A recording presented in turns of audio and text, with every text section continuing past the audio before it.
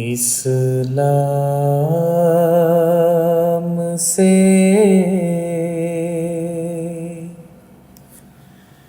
न भागो,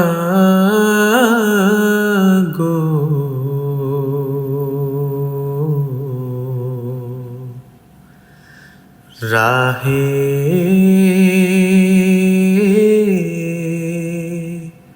खुदा यही है। জরুরতুল ইমাম বা ইমামের আবশ্যকতা। রচনায় হযরত মির্জা গোলাম আহমদ কাদিয়ানী, প্রতিশ্রুত মসিহ ও ইমাম মাহদী আলাইহিসসালাতু ওয়াসসালাম। বঙ্গানুবাদে মৌলভী মুহাম্মদ। অতঃপর প্রকাশ থাকে যে ইহা সহিহ হাদিস দ্বারা প্রমাণিত, যে ব্যক্তি যুগ ইমামকে শনাক্ত করে না, তাহার জাহেলিয়ত বা অজ্ঞতার মৃত্যু হয়।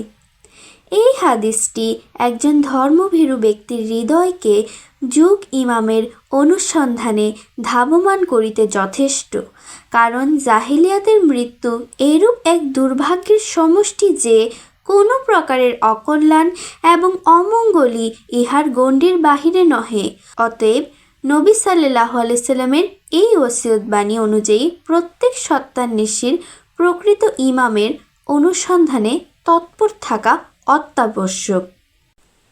যে কেহ সত্য স্বপ্ন প্রাপ্ত হয় বা যাহার উপর ইলহাম বা ঐশীবাণীর দ্বার উন্মুক্ত হয়, সেই ব্যক্তি এই নামে অভিহিত হইবার যোগ্য, ইহা সত্য নহে, পরন্তু ইমামের যথার্থতা আরও কতগুলি বিশেষ গুণরাজি ও চরম কামালিয়তের মধ্যে নিহিত, যাহার দরুন তিনি আকাশী ইমাম বলিয়া আখ্যায়িত।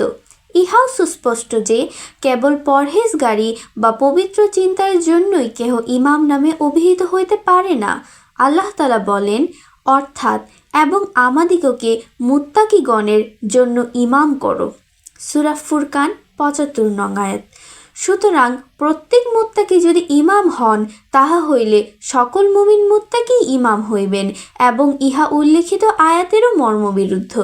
এইভাবে পবিত্র কোরআনের শিক্ষা মতে প্রত্যেক মুলহাম বা প্রত্যাদেশ লাভকারী এবং সত্য স্বপ্নদর্শী ইমাম হইতে পারেন না, কেননা সাধারণ বিশ্বাসীগণের জন্য কোরআনে করিমে এই সুসংবাদ দেওয়া হইয়াছে যে, অর্থাৎ মুমিনগণ ইহজীবনে এই নিয়ামতের অধিকারী হইবেন, প্রায়শ তারা সত্য স্বপ্ন ও ইলহাম লাভ করিবেন।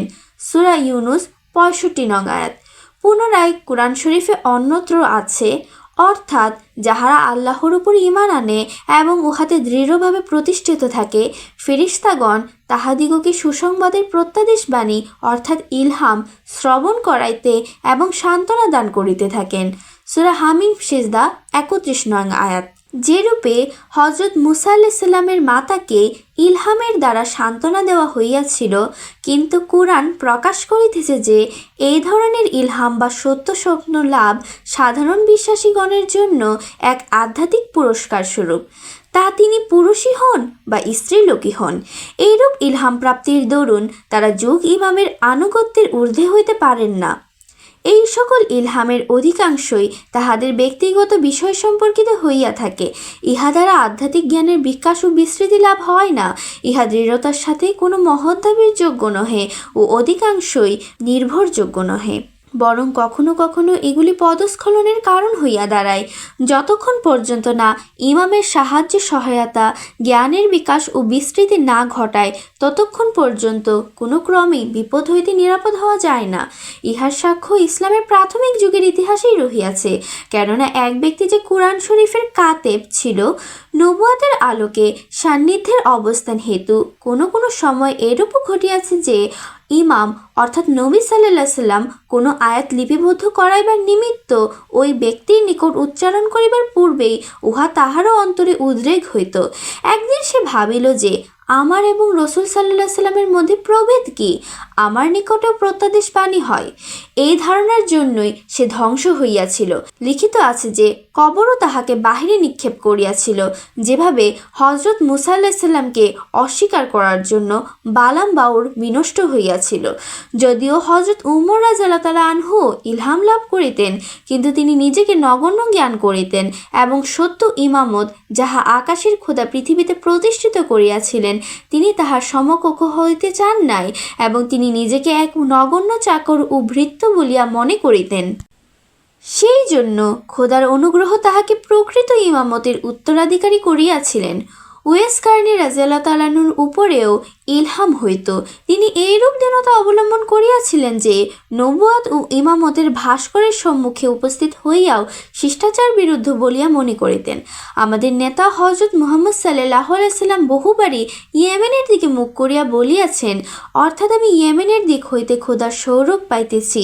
এই কথার ইহাই ইঙ্গিত ছিল যে ওয়েসের মধ্যে খোদার নূর অবতীর্ণ হইয়াছিল। কিন্তু দুঃখের বিষয় যে বর্তমান যুগের অধিকাংশ মানুষ সত্য ইমামতের আবশ্যকতা বুঝে না। একটি সত্য স্বপ্ন বা ইলহামের কয়েকটি বাক্য লাভ করিলেই মনে করে যে তাহাদের আর যোগ ইমামের প্রয়োজন নাই। তাহারা ভাবে আমরাই বা কোন অংশে কম। তাহাদের মনে একথা উদিত হয় না যে এরূপ ধারণা করাও মহাপাপ, কারণ আমাদের নবী সাল্লাল্লাহু আলাইহি সাল্লাম প্রত্যেক শতাব্দীতে যুগ ইমামের প্রয়োজনীয়তাকে প্রতিষ্ঠিত করিয়া গিয়াছেন এবং পরিষ্কার ভাষায় বলিয়া গিয়াছেন যে যে ব্যক্তি যুগ ইমামকে গ্রহণ না করিয়া খোদা তাআলার দিকে প্রত্যাবর্তন করিবে সে অজ্ঞতার মৃত্যুবরণ করিবে এবং সে আধ্যাত্মিকভাবে অন্ধ হইয়া খোদার নিকট উপস্থিত হইবে। এই হাদিসে হযরত সাল্লাল্লাহু আলাইহি ওয়াসাল্লাম মুলহাম বা সত্য স্বপ্নদ্রষ্টাগণের মধ্যে কোনো তারতম্য করেন নাই, যদ্বারা স্পষ্ট বোঝা যায় যে কোনো ব্যক্তি সে মুলহাম বা সত্য স্বপ্নদর্শী হোক না কেন, যদি সে যোগ ইমামের শিষ্যত্ব গ্রহণ না করে তাহা হইলে তাহার পরিণাম ভীতিপূর্ণ হইবে। কেননা হে সুস্পষ্ট যে এই হাদিসে সকল মুমিন ও মুসলমানকে নির্দেশ করা হইয়াছে, তাহাদের মধ্যে প্রত্যেক যুগে সহস্র সহস্র সত্য স্বপ্নদ্রষ্টা এবং মুলহামেরও আবির্ভাব ঘটিয়াছে। সত্য কথা এই যে মুহাম্মদী উম্মতে কোটি কোটি এরূপ ব্যক্তি থাকিতে পারেন যাহাদের উপর ইলহাম বা ঐশীবাণী অবতীর্ণ হইয়া থাকিবে। তাহা ছাড়া হাদিস ও কোরআন হইতে ইহা প্রমাণিত হয় যে যুগ ইমামের আবির্ভাব কালে যদি কাহারও সত্য স্বপ্ন দর্শন বা ইলহাম লাভ ঘটে, তাহা হইলে প্রকৃতপক্ষে উহা যোগ ইমামের জ্যোতিরই প্রতিচ্ছায়া মাত্র, যাহা যথোপযুক্ত হৃদয়ে প্রতিফলিত হয়। প্রকৃত কথা এই যে যখন পৃথিবীতে যোগ ইমামের আবির্ভাব হয় তখন তাহার সঙ্গে সহস্র জ্যোতিধারা অবতীর্ণ হয় এবং আকাশে এক মহা আনন্দের হিল্লোল উঠে, যাহার ফলে আধ্যাত্মিকতা ও আলোকের স্ফুরণ ঘটে এবং পৃথিবীতে পবিত্র বৃত্তি নিচয় জাগ্রত হইয়া ওঠে। তখন যাহার মধ্যে ইলহাম লাভের স্বাভাবিক বৃত্তি থাকে তাহার জন্য ইলহামের ধারা শুরু হইয়া যায়। যে ব্যক্তি চিন্তা ও প্রগাঢ় মনোনিবেশের ফলে ধর্মোন্নতির ব্যুৎপত্তি লাভের যোগ্যতা রাখে, তাহার চিন্তাবোধ ও ধারণা শক্তিকে বাড়াইয়া দেওয়া হয় এবং যাহার মধ্যে ইবাদতের স্বাভাবিক প্রবণতা থাকে তাহাকে ইবাদত ও উপাসনার মধুর আস্বাদ প্রদান করা হয়। যে ব্যক্তি ভিন্ন ধর্মাবলম্বীগণের সহিত তর্ক বিতর্ক করে তাহাকে দলিল নির্ণয় ও যুক্তি প্রমাণে পূর্ণতা সাধনের শক্তি দান করা হয়। প্রকৃতপক্ষে এ সমস্ত ব্যাপারই যোগ ইমামের সঙ্গে আকাশ হইতে যে আধ্যাত্মিক জ্যোতিস্ফোরণ হয় উহারই ফলশ্রুতি মাত্র, যাহা প্রত্যেক যোগ্যতা সম্পন্ন ব্যক্তির হৃদয়ে অবতীর্ণ হয়। ইহা আল্লাহর একটি সাধারণ বিধান ও নিয়ম, যাহা আমরা মহিমান্বিত কোরআন ও সহিহ হাদিসের পথ প্রদর্শনে অবগত হই এবং স্বীয় অভিজ্ঞতা দ্বারা প্রত্যক্ষ করি।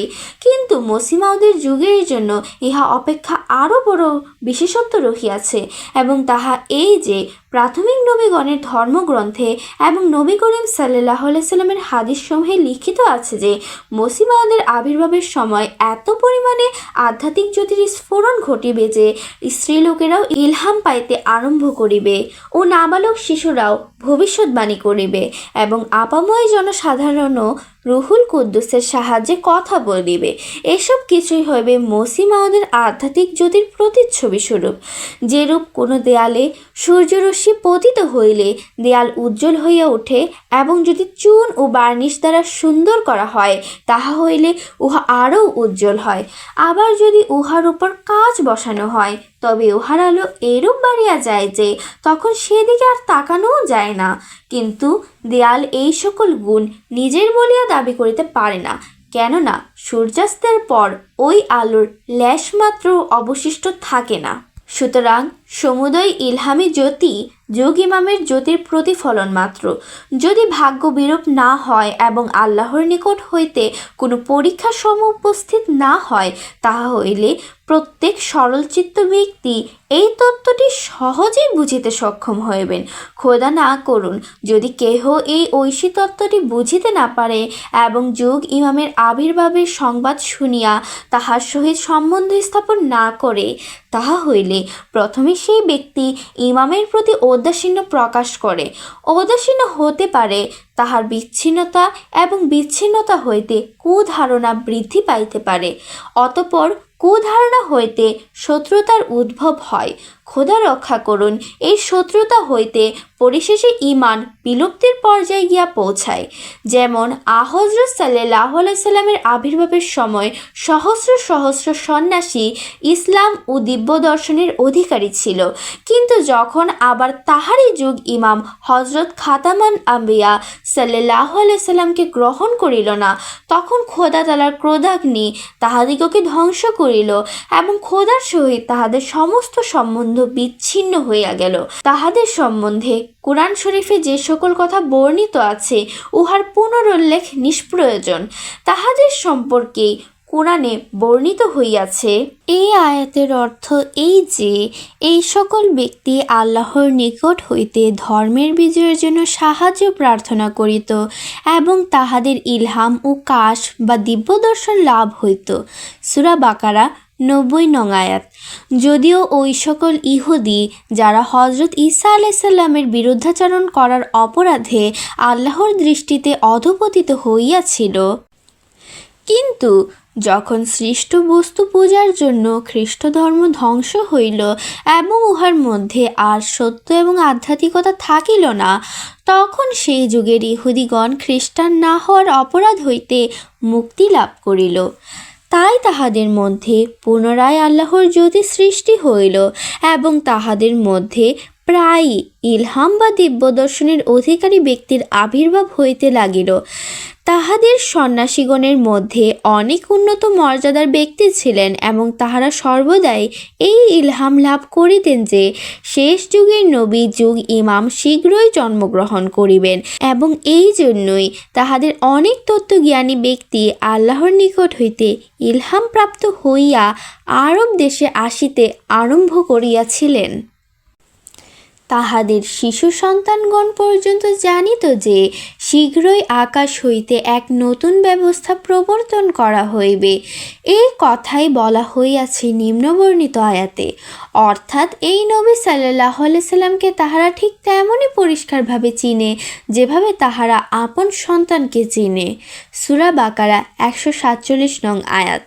কিন্তু যখন সেই প্রতিশ্রুত নবী, যাহার উপর আল্লাহর শান্তি বর্ষিত হোক, আবির্ভূত হইলেন, তখন আত্মশ্লাঘা এবং বিদ্বেষ অধিকাংশ ইহুদি সন্ন্যাসীর পতন ঘটাইল এবং তাহাদের অন্তর কালিমাযুক্ত হইয়া গেল। যাহারা পবিত্র চেতা ছিলেন তাহারা মুসলমান হইয়া গেলেন এবং তাহাদের ইসলাম গ্রহণ যথার্থ হইল। সুতরাং এই বিষয়টি ভয়ের কারণ এবং অতীব ভয়ের কারণ যে আল্লাহ কোনো বিশ্বাসীর পরিণাম যেন বালামের ন্যায় দুর্ভাগ্যজনক না করেন।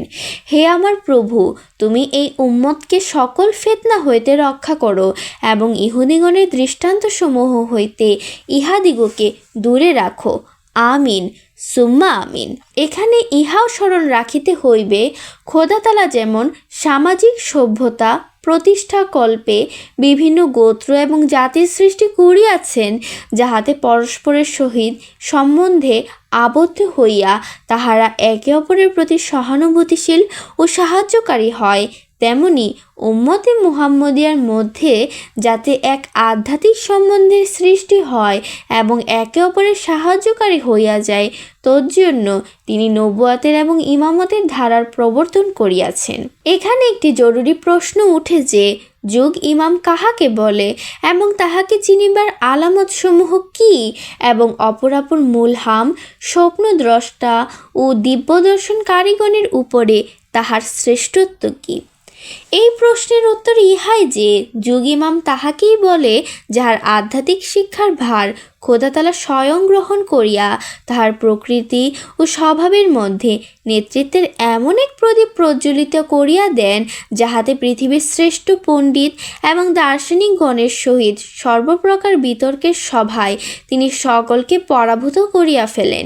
তিনি খোদার নিকট হইতে শক্তিপ্রাপ্ত হইয়া সকল প্রকার সূক্ষ্ম হইতে সূক্ষ্মতর আপত্তিসমূহের এরূপ যথার্থ উত্তর প্রদান করেন যে অবশেষে সকলেই ইহা স্বীকার করিতে হয় যে স্বভাবতই তিনি দুনিয়ার সংস্কারের নিমিত্ত সকল প্রকার উপকরণ সহ এই মুসাফিরখানায় অর্থাৎ পৃথিবীতে অবতীর্ণ হইয়াছেন। এই জন্য তাহাকে কোনো শত্রুর নিকট লজ্জিত হইতে হয় না।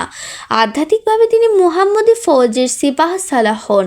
খোদাতালা চাহেন যেন তাহার হাতে ধর্ম দ্বিতীয়বার জয়যুক্ত হয় এবং সমস্ত লোক যাহারা তাহার পতাকা তলে সমবেত হয় তাহাদিগকেও উন্নত মর্যাদার শক্তিসমূহ দান করা হয়। ওই সমস্ত শর্তাবলী যাহা সংস্কারের জন্য প্রয়োজন, ওই সকল জ্ঞান যাহা আপত্তিসমূহের খণ্ডন এবং ইসলামের সৌন্দর্যাবলী বর্ণনা করিবার জন্য আবশ্যকীয়, সবই তাহাকে দান করা হইয়া থাকে। অধিকন্তু তাহাকে পৃথিবীর বেয়াদব ও দুর্মুখ ব্যক্তিগণেরও মোকাবেলা করিতে হইবে জানিয়া খোদাতালা তাহাকে উচ্চাঙ্গের নৈতিক শক্তি দান করেন এবং মানবজাতির প্রতি প্রকৃত সহানুভূতি তাহার হৃদয়ে বিদ্যমান থাকে। তবে নৈতিক বলের অর্থ ইহা নয় যে তিনি স্থানে অস্থানে অযথা নম্রতা প্রদর্শন করিবেন, কারণ ইহা চারিত্রিক গুণের নিয়ম বহির্ভূত। বরং ইহার অর্থ এই যে সংকীর্ণচেতা ব্যক্তি যেভাবে শত্রু এবং অশিষ্ট ব্যক্তির কথায় জ্বলিয়া কাবাব হইয়া সহসা মেজাজে পরিবর্তন ঘটায় এবং সেই বেদনাদায়ক কষ্ট অর্থাৎ ক্রোধ অত্যন্ত ঘৃণিত রূপে তাহাদের চেহারায় পরিস্ফুট হইয়া ওঠে এবং উত্তেজনাপূর্ণ ও আক্রমণাত্মক কথা লাগামহীন ও অসংলগ্নভাবে মুখ হইতে নির্গত হইতে থাকে, এইরূপ অবস্থা নীতিবান ব্যক্তির মধ্যে পরিদৃষ্ট হয় না। বরং স্থানকাল বিশেষে প্রতিকার কল্পে তিনি কখনো কখনো সত্য কথা উচ্চারণ করিয়া থাকেন বটে, কিন্তু এরূপ অবস্থায় তাহার অন্তরে না কোনো জ্বালা থাকে, না তিনি ক্রোধের শিকার হন এবং না তাহার মুখ হইতে ক্রোধের বশে ফেনা নির্গত হয়। তবে ক্ষেত্র বিশেষে ভীতি ও প্রতাপ উৎপাদন করিবার নিমিত্ত তিনি কৃত্রিম ক্রোধ প্রদর্শন করিয়া থাকেন বটে, কিন্তু এইরূপ সময়েও তাহার হৃদয়ে শান্তি এবং আনন্দপূর্ণ অবস্থা বিরাজ করিতে থাকে। এই কারণেই যদিও বা হজরত ঈসা আলাইসাল্লাম তাহার বিপাক্ষীয় গণের প্রতি প্রায়শই শক্ত কথা উচ্চারণ করিতেন, যেমন শূকর, কুকুর, বেঈমান, নারকী ইত্যাদি, তথাপি আমি এ কথা বলিতে পারি না যে নাউজুবিল্লাহ তিনি নীতিপরায়ণ ছিলেন না, কারণ তিনি তো স্বয়ং ন্যায় নীতি শিখাইতেন, নম্রতা প্রদর্শনের জন্য তাগিদ করিতেন। তাহার মুখে যে এরূপ শক্ত কথা প্রায়ই উচ্চারিত হইত তাহা তিনি ক্রোধোন্মুক্ত হইয়া বলিতেন না, বরং স্থান বিশেষে পরম শান্ত ও সুস্থ চিত্তে এ সকল কথা উচ্চারণ করিতেন। অতএব এরূপ আদর্শ নৈতিকতার অধিকারী হওয়া ইমামগণের জন্য অবশ্য প্রয়োজনীয়। যদি কোনো শক্ত কথা উগ্রতা ও ক্রোধান্বিততা সহকারে উচ্চারিত না হইয়া প্রয়োজনে স্থান ও কাল অনুযায়ী প্রয়োগ করা হয়, তাহা হইলে উহা নীতি বহির্ভূত হয় না। এই কথা বলা আবশ্যক যে খোদাতালার হস্ত যাহাদিগকে ইমাম নিযুক্ত করেন, তাহাদের প্রকৃতিতেই ইমামতের শক্তি নিহিত রাখা হয়। যেভাবে আল্লাহর বিধান এই পবিত্র আয়াত অনুযায়ী, অর্থাৎ প্রত্যেক জীব ও পশু পক্ষীর জন্য প্রয়োজনীয় শক্তিকে যাহা খোদাতালার জ্ঞানে ছিল, আদি হইতে তিনি উহাদের মধ্যে সঞ্চিত করিয়া গিয়াছেন। সূরা তাহা 51 নং আয়াত।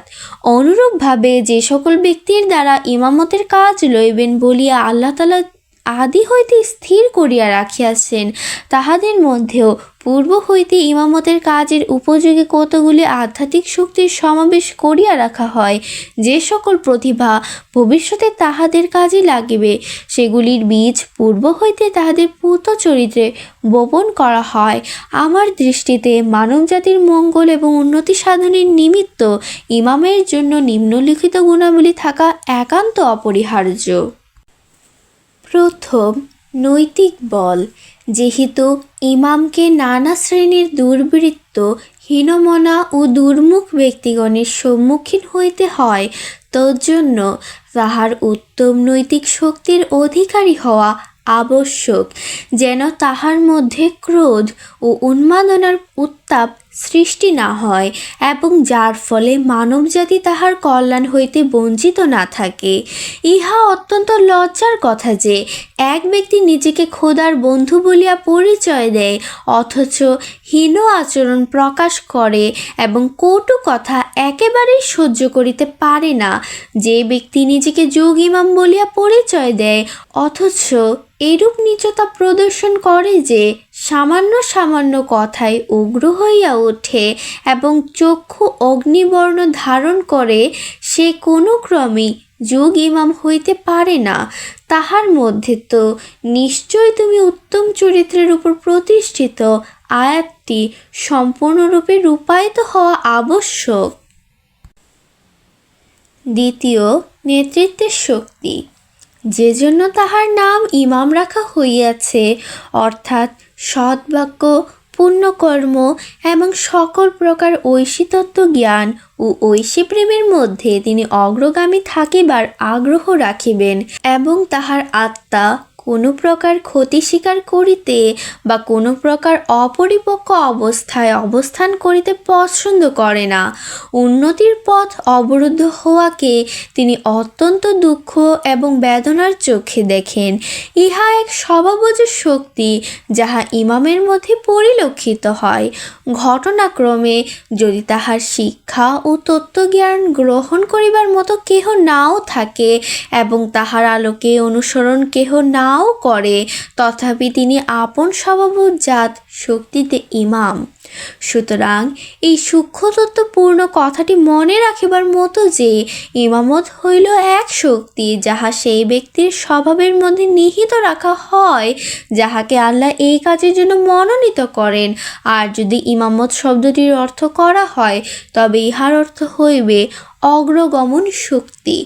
অতএব ইহা কোনো সাময়িক বা আকস্মিক পদবী নহে যাহা পরে তাহার উপরে আরোপিত হয়, বরং ইহা দর্শন, শ্রবণ এবং উপলব্ধি করিবার শক্তির ন্যায় একটি শক্তি বিশেষ। অনুরূপভাবে ইহা অগ্রগমন শক্তি এবং ঐশী বিষয়াবলিতে শীর্ষস্থান লাভ করিবার শক্তি বিশেষ। ইমামত শব্দটি এই অর্থের দিকেই ইঙ্গিত করে। তৃতীয়, জ্ঞানের গভীরতা ও ব্যাপকতা, যাহা ইমামের জন্য জরুরি এবং অপরিহার্য একটি গুণ। যেহেতু ইমামতের তাৎপর্য সকল সত্য তত্ত্বজ্ঞানে প্রেমের আবশ্যকীয় উপাদানে সততা ও বিশ্বস্ততায় অগ্রগামী হওয়া, সেই হেতু তিনি তাহার সমুদয় শক্তিকে এই পথে নিয়োগ করেন। অর্থাৎ, হে আমার প্রভু প্রতিপালক, আমাকে জ্ঞানে বর্ধিত করিয়া দাও, প্রার্থনায় সকল সময় রত থাকেন। তাহার অনুভূতি এবং জ্ঞান এই বিষয়সমূহের জন্য প্রথম হইতেই যোগ্য প্রতিভা সম্পন্ন হয়। এই জন্য খোদা তাআলার মেহেরবানিতে তাহাকে ঐশী জ্ঞানে গভীরতা ও ব্যাপকতা প্রদান করা হইয়া থাকে। কোরআনের জ্ঞান, কল্যাণ বিতরণের উৎকর্ষ এবং অখণ্ডনীয় যুক্তিতে তাহার যুগে কেউই তাহার সমকক্ষ থাকে না। তাহার সঠিক সিদ্ধান্তের আলোকে সকলের জ্ঞানের সংশোধন হয়। ধর্ম সম্বন্ধনীয় কোনো ব্যাপারে যদি কাহারও মত তাহার অভিমতের বিরোধী হয়, তাহা হইলে তাহার অভিমতি গ্রহণীয়, যেহেতু অন্তর্দৃষ্টির আলো তাহাকে তত্ত্বজ্ঞান জানিতে সাহায্য করিয়া থাকে। এইরূপ আলো ওই উজ্জ্বল কিরণ সহকারে অপর কাহাকেও দেওয়া হয় না, অর্থাৎ ইহা আল্লাহর অনুগ্রহ, যাহাকে চান দান করিয়া থাকেন। সূরা জুমুয়া ৫ নং আয়াত। অতএব মুরগি যেভাবে আপন ডানার নিচে ডিমগুলিকে তা দিয়া বাচ্চা ফুটাইয়া তোলে এবং স্বীয় ডানার আশ্রয়তলে উহাদিগকে রাখিয়া আপন স্বভাব উহাদের মধ্যে সঞ্চারিত করিয়া দেয়, তদ্রূপ এই ব্যক্তি তাহার সহচর্য অবলম্বনকারীদিগকে স্বীয় আধ্যাত্মিক জ্ঞানের রঙে রঙিন করিয়া তোলেন এবং তাহাদিগকে বিশ্বাস ও তত্ত্বজ্ঞানে অগ্রগামী করেন। কিন্তু অপরাপর মুলহাম এবং সাধকগণের নিমিত্ত এই প্রকার জ্ঞানের ব্যাপকতার প্রয়োজনীয়তা নাই, কেননা মানবজাতির শিক্ষার ভার তাহাদের উপর অর্পিত হয় না। এই শ্রেণীর সাধক এবং সত্য স্বপ্ন দর্শনকারীগণের জ্ঞানের কিছু অভাব এবং অজ্ঞতাও থাকিয়া যায়, তথাপি ইহা তাহাদের ক্ষেত্রে দোষণীয় নহে, যেহেতু তাহারা কোনো তরির কাণ্ডারি নহে, বরং তাহারা নিজেরাই কাণ্ডারির মুখাপেক্ষী। অবশ্য তাহাদের এইরূপ অসার ধারণা রাখা উচিত নহে যে তাহাদের আধ্যাত্মিক কাণ্ডারির কোনো প্রয়োজন নাই। আমরা নিজেরাই নিজেদের জন্য যথেষ্ট। তাহাদের স্মরণ রাখা উচিত যে তাহাদের জন্য নিশ্চয় যোগ ইমামের প্রয়োজনীয়তা রহিয়াছে, যেরূপভাবে স্ত্রীলোকের জন্য পুরুষের আবশ্যকতা আছে। খোদা তাআলা প্রত্যেককেই একটি বিশেষ উদ্দেশ্যে সৃষ্টি করিয়াছেন। অতএব যে ব্যক্তিকে ইমামতের জন্য সৃষ্টি করা হয় নাই, সে যদি মুখে উহার দাবি করে, তাহা হইলে একজন নির্বোধ সাধু যেভাবে এক সম্রাটের মুখে হাস্যাস্পদ হইয়াছিল, সেই ব্যক্তি তদ্রূপ নিজেই হাস্যাস্পদ হইবে। উক্ত ঘটনাটি এইরূপ। কোনো এক শহরে এক সাধক বাস করিত। সে পুণ্যকর্মে ব্রতী এবং ধর্মভীরু ছিল বটে, কিন্তু জ্ঞান বলিতে তাহার কিছু ছিল না। সম্রাট তাহাকে খুব ভক্তি করিতেন, কিন্তু তাহার মূর্খতার জন্য উজির তাহাকে ভক্তি করিতেন না। একদা সম্রাট মন্ত্রীকে সঙ্গে লইয়া তাহার সহিত সাক্ষাৎ করিতে গেলেন। সাধু অযথা প্রগল্ভতাবশত ইসলামী ইতিহাস সম্বন্ধে অনধিকার চর্চা করিয়া বসিল। সে বলিল, রোম নিবাসী আলেকজান্ডার এই উম্মতে একজন নামজাদা সম্রাট ছিলেন। মন্ত্রীবর ইহাতে টিপ্পনী কাটিবার উপযুক্ত সুযোগ পাইলেন। তিনি তৎক্ষণাৎ বলিলেন, দেখুন হুজুর, ফকির সাহেব আধ্যাত্মিক সাধনা ছাড়াও ইতিহাস শাস্ত্রে বেশ দখল রাখেন। সুতরাং যুগ ইমামের জন্য তাহার বিরুদ্ধবাদী ও সাধারণ অনুসন্ধানীগণের তুলনায় জ্ঞানের ক্ষমতার যত বেশি আবশ্যক, ইলহাম তত বেশি আবশ্যকীয় নহে।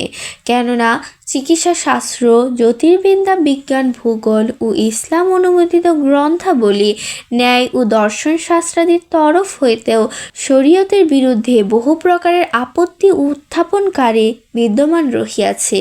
যোগ ইমামকে পবিত্র ইসলামের রক্ষক বলা হইয়া থাকে এবং তাহাকে আল্লাহ তাআলার পক্ষ হইতে এই বাগানের মালি বানানো হয়।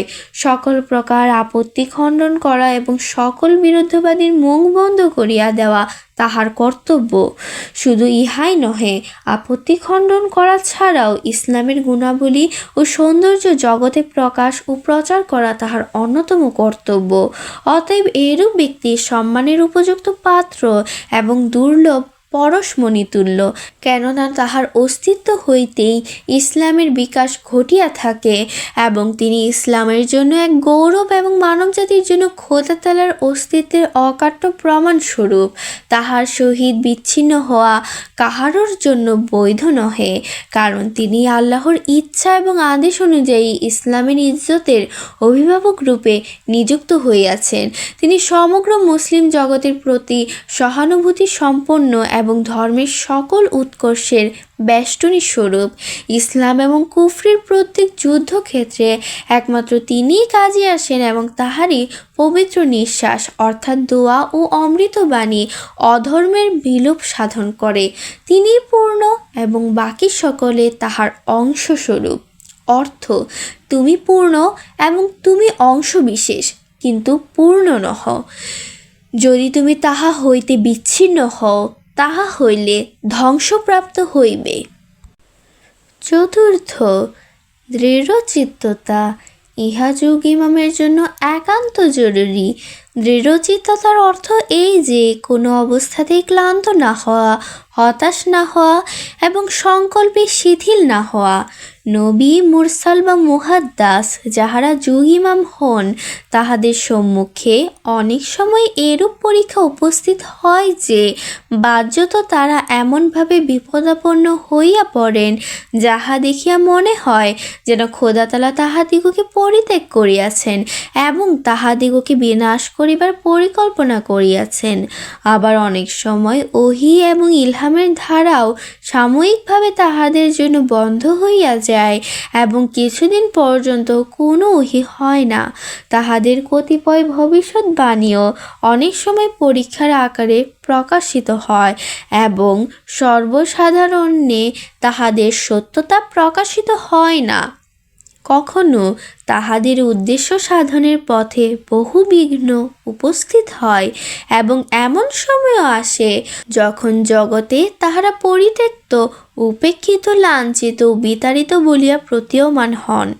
প্রত্যেক ব্যক্তি যে তাহাদিগকে গালি দেয়, সে মনে করে এর দ্বারা আমি মহাপুণ্যের কাজ করিতেছি এবং প্রত্যেকে তাহাদিগকে ঘৃণা ও উপেক্ষার দৃষ্টিতে দেখিতে থাকে, এমনকি তাহাদের সালামের উত্তরও দিতে চায় না। কিন্তু এরূপ সময়ই তাহাদের দৃঢ়চিত্ততার পরীক্ষা হইয়া থাকে। তাহারা এই সকল পরীক্ষায় মোটেই বিচলিত হন না এবং স্বীয় ব্রতেও বিন্দুমাত্র শিথিল হন না। এমতাবস্থায় আল্লাহর নিকট হইতে সাহায্যের দিন সমাগত হয়। পঞ্চম, আল্লাহর সম্মুখবর্তী হওয়া ইহাও যুগ ইমামের জন্য আবশ্যকীয়। আল্লাহর সম্মুখবর্তী হওয়ার অর্থ এই যে বিপদ এবং পরীক্ষার দিনে, বিশেষত ঘোর শত্রুর সম্মুখীন হওয়ার সময়ে এবং নিদর্শন প্রদর্শনের দাবি বা বিজয়ের প্রয়োজনে বা কাহারও প্রতি সহানুভূতি প্রদর্শনের আবশ্যকতায় তিনি খোদার প্রতি অবনত হন।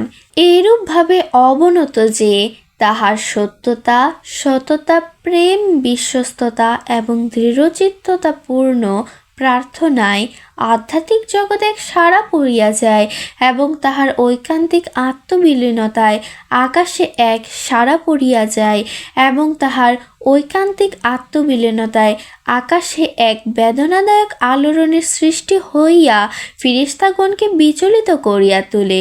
প্রচণ্ড গ্রীষ্মের উত্তপ্ত দিবসের অবসানে বর্ষার সূচনায় যেমন মেঘের সঞ্চার হইতে থাকে, তেমনি তাহার খোদার প্রতি পূর্ণ ভরসার ফলস্বরূপ অর্থাৎ আল্লাহ তাআলার প্রতি গভীর আত্মনিবেদনের উত্তাপে আকাশে এক নবতর পরিস্থিতির উদ্ভব হইয়া যায়।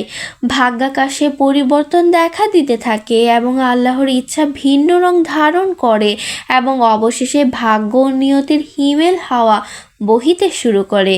আল্লাহর আদেশে যেমন জ্বরের জীবাণু সৃষ্টি হইয়া থাকে, আবার তাহারই আদেশে জোলাপের ওষুধ ওই জীবাণুকে বাহির করিয়া ফেলে, তেমনি খোদার পালোয়ানগণের খোদার উপর পূর্ণ ভরসার ফলও ঐরূপ হইয়া থাকে। অর্থাৎ বুজুর্গের ওই দোয়াই শুধু নহে, বরং সকল দোয়াই তার গৃহীত, কারণ তিনি তাহার মধ্যে বিলীন। তিনি খোদার হস্তস্বরূপ। যুগ ইমামের খোদার প্রতি সম্মুখবর্তী হওয়া অর্থাৎ আল্লাহর প্রতি আত্মনিবেদন সমস্ত সাধককুলের তুলনায় অধিকতর শক্তিশালী এবং দ্রুত ফলপ্রসূ হইয়া থাকে। যেমন কিনা হজরত মুসা আলাইহিস সালাম তাহার যুগের ইমাম ছিলেন এবং বালাম ছিলেন সেই যুগের সাধক। আল্লাহর সাথে যাহার বাক্যালাভের সৌভাগ্য লাভ হইয়াছিল, তাহার প্রার্থনা মঞ্জুর হইত। কিন্তু যখন সে হজরত মুসা আলাইহিস সালামের মোকাবেলায় অবতীর্ণ হইল, তখন এই মোকাবেলা বালামকে এমনভাবে ধ্বংস করিয়া দিল, যেমন এক তীক্ষ্ণ ধার তরবারি মুহূর্তেই দেহ হইতে মস্তককে বিচ্ছিন্ন করিয়া ফেলে। হতভাগ্য বালামের এই দার্শনিক তত্ত্ব জানা ছিল না যে খোদা তাআলা কাহাকেও বাণী দ্বারা সম্মানিত করিয়া আপন প্রিয় এবং মনোনীত বলিয়া গণনা করিলেও সে যদি এমন এক ব্যক্তির সহিত সংগ্রামে অগ্রসর হয় যে তাহার অপেক্ষা আল্লাহর অধিক প্রিয়ভাজন, তাহা হইলে নিঃসন্দেহে সে ধ্বংস হইয়া যাবে। তখন কোনো প্রত্যাদেশ বাণী তাহার কাজে আসিবে না, এবং এক সময়ে যে তাহার প্রার্থনা মঞ্জুর হইত, তাহাও আর তাহার সাহায্যে আসিবে না। এ তো একজন বালামের কথা, কিন্তু আমি জানি আমাদের নবী হজরত মুহাম্মদ সাল্লাল্লাহু আলাইহি সাল্লামের সময়ে এরূপ সহস্র বালাম ধ্বংস হইয়া গিয়াছে। যে রূপে ইহুদি সন্ন্যাসীগণ খ্রিস্টীয় ধর্মের মৃত্যুর পর অধিকাংশই এই অবস্থা প্রাপ্ত হইয়াছিল। ষষ্ঠ, দিব্যদর্শন এবং প্রত্যাদেশ। কাশ এবং ইলহাম লাভ যুগ ইমামের জন্য আবশ্যকীয়। যুগ ইমাম প্রায়ই ইলহামের সাহায্যে আল্লাহ তাআলার নিকট হইতে জ্ঞান রাশি, অকাট্য ও সূক্ষ্ম তত্ত্বাবলী লাভ করিয়া থাকেন। অন্যের সহিত তাহার ইলহামের তুলনাই হয় না, কারণ সংখ্যায় এবং গুণগত বৈশিষ্ট্যে তাহা এত উচ্চাঙ্গের হইয়া থাকে যে উহার নাগাল পাওয়া মানবের সাধ্যাতীত। ইহার সাহায্যে জ্ঞানচক্ষু উন্মীলিত হয় এবং জ্ঞানরাশি ও কোরআনের তত্ত্ব বোধগম্য হয়। ধর্ম সম্বন্ধীয় জটিল সমস্যার সমাধান হয় এবং ভ্রান্ত সংস্কার দূরীভূত হয়। অধিকন্তু উচ্চ শ্রেণীর ভবিষ্যৎবাণী প্রকাশিত হয়, যদ্বারা বিরুদ্ধবাদীগণের উপর প্রভাব বিস্তার সম্ভব হয়। সুতরাং যাহারা যুগ ইমাম হন, তাহাদের দিব্যদর্শন ও ইলহাম শুধু তাহাদের নিজেদের সম্পর্কেই সীমাবদ্ধ নহে, পরন্তু এগুলি ধর্মের সাহায্য এবং ঈমানের দৃঢ়তার জন্য অতীব উপকারী ও কল্যাণকর হইয়া থাকে। খোদা তাআলা এইসব ব্যক্তির সহিত অত্যন্ত পরিষ্কারভাবে কথাবার্তা বলিয়া থাকেন এবং তাহাদের প্রার্থনার উত্তর দিয়া থাকেন।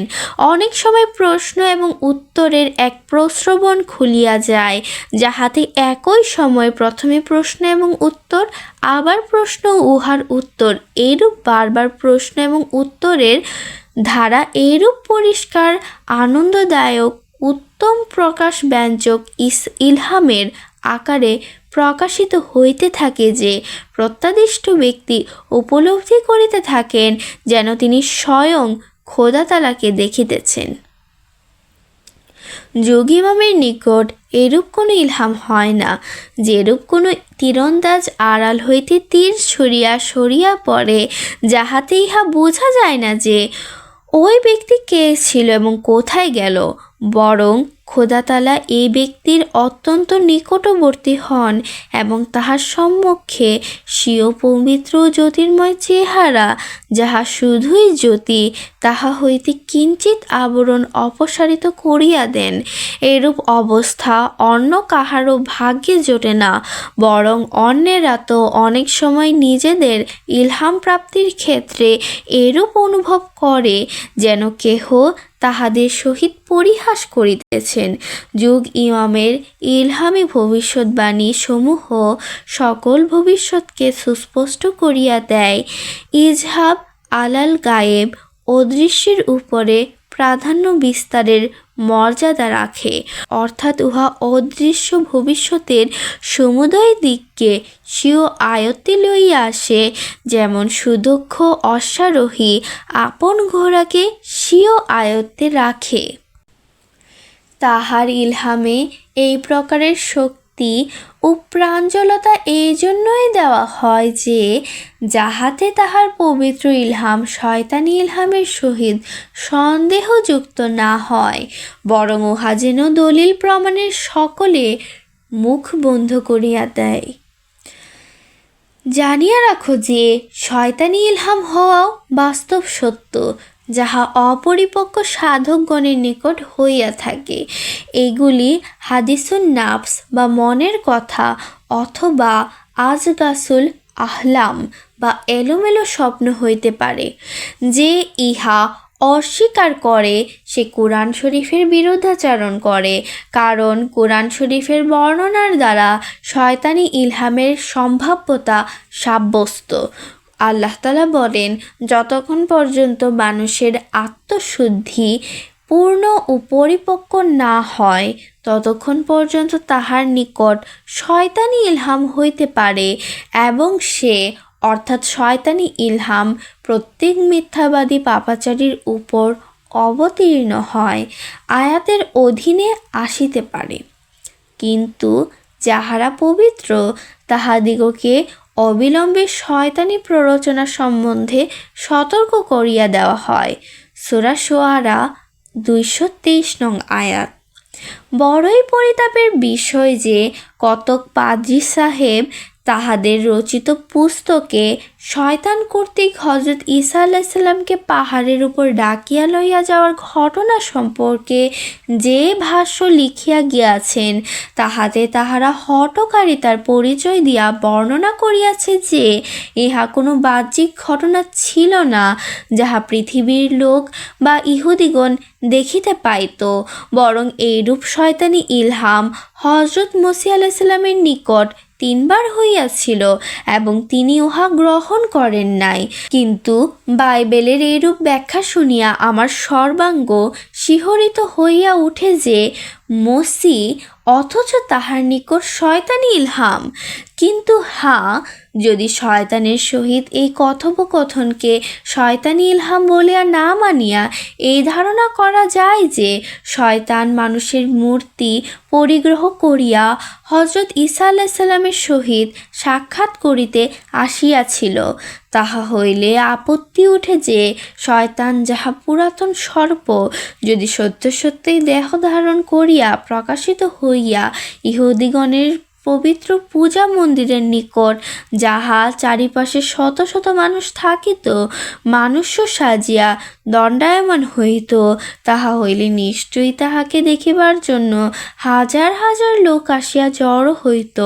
বরং হযরত মসীহ আলাইহিস সালামের উচিত ছিল স্বয়ং ইহুদিদিগকে ডাকিয়া আনিয়া শয়তানকে দেখাইয়া দেওয়া, যাহার অস্তিত্ব সম্বন্ধে অনেকগুলি সম্প্রদায় অবিশ্বাসী ছিল। এমতা অবস্থায় শয়তানকে সশরীরে দেখাইয়া দেওয়া হযরত মসীহ আলাইহিস সালামের সত্যতার একটি প্রমাণ বলিয়া গণ্য হইত। ইহা দ্বারা বহু লোক হেদায়েতপ্রাপ্ত হইত এবং রোম সম্রাটের উচ্চপদস্থ রাজপুরুষগণ শয়তানকে দেখিয়া এবং পুনরায় তাহাকে উড়িয়া ফিরিয়া যাইতে দেখিয়া নিশ্চয়ই হযরত মসীহ আলাইহিস সালামের অনুগামী হইয়া পড়িত, কিন্তু এরূপ হয় নাই।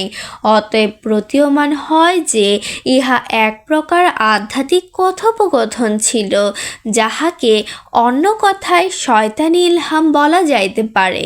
কিন্তু আমার ধারণা ইহাও যে, ইহুদিদের শাস্ত্রে অনেক দুষ্ট প্রকৃতির ব্যক্তিকে শয়তান নামে অভিহিত করা হইয়াছে। সুতরাং এই প্রথা ও বাচনভঙ্গি অনুযায়ী হযরত মসীহ ইনজিলে উক্ত ঘটনা বর্ণনার মাত্র কয়েক ছত্র পূর্বে এক বিশিষ্ট শিষ্যকে, যাহাকে স্বর্গের চাবি দেওয়া হইয়াছিল, শয়তান নামে অভিহিত করিয়াছেন।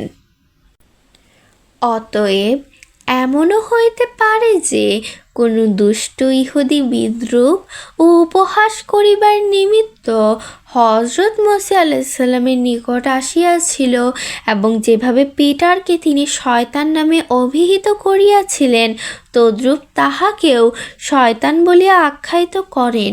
ইহুদিদের মধ্যে এই প্রকার শয়তানির বহুল প্রচলন ছিল, এবং এরূপ প্রশ্ন করাও তাহাদের অভ্যাস ছিল। আবার ইহাও সম্ভব ছিল যে এই সকল কথা সবৈর্ব মিথ্যা। কেহ হয়তো একথা দুষ্টামি করিয়া বা ধোঁকায় পড়িয়া লিখিয়া গিয়াছে, কেননা এই ইঞ্জিলগুলি হজরত মুসা আলাইহিস সালামের ইঞ্জিল নহে, এবং সত্য সঠিক বলিয়া তাহার অনুমতিতেও নহে, বরং এইগুলি তাহার শিষ্যগণ বা অন্য কেহ আপন ধারণা এবং বুদ্ধি অনুযায়ী লিখিয়া গিয়াছে। সেই জন্য এগুলির মধ্যে পরস্পর বিরোধী অনেক কথা রহিয়াছে। সুতরাং এ কথা বলা যাইতে পারে যে লেখকগণের এরূপ ধারণা করা ভুল হইয়াছে।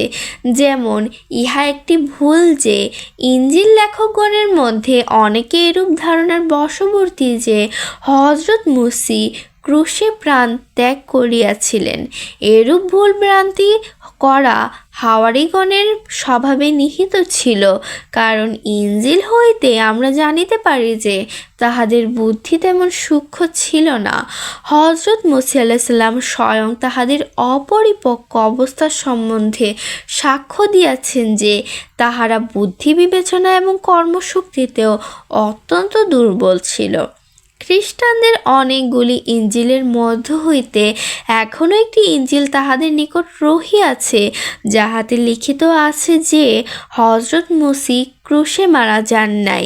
এ বর্ণনা সত্য, কারণ মরহমে ঈসা যাহা তাহার ক্ষত স্থানে ব্যবহৃত হইয়াছিল ইহার সমর্থন করে, এবং যাহার উল্লেখ শত শত চিকিৎসকগণ করিয়া গিয়াছেন।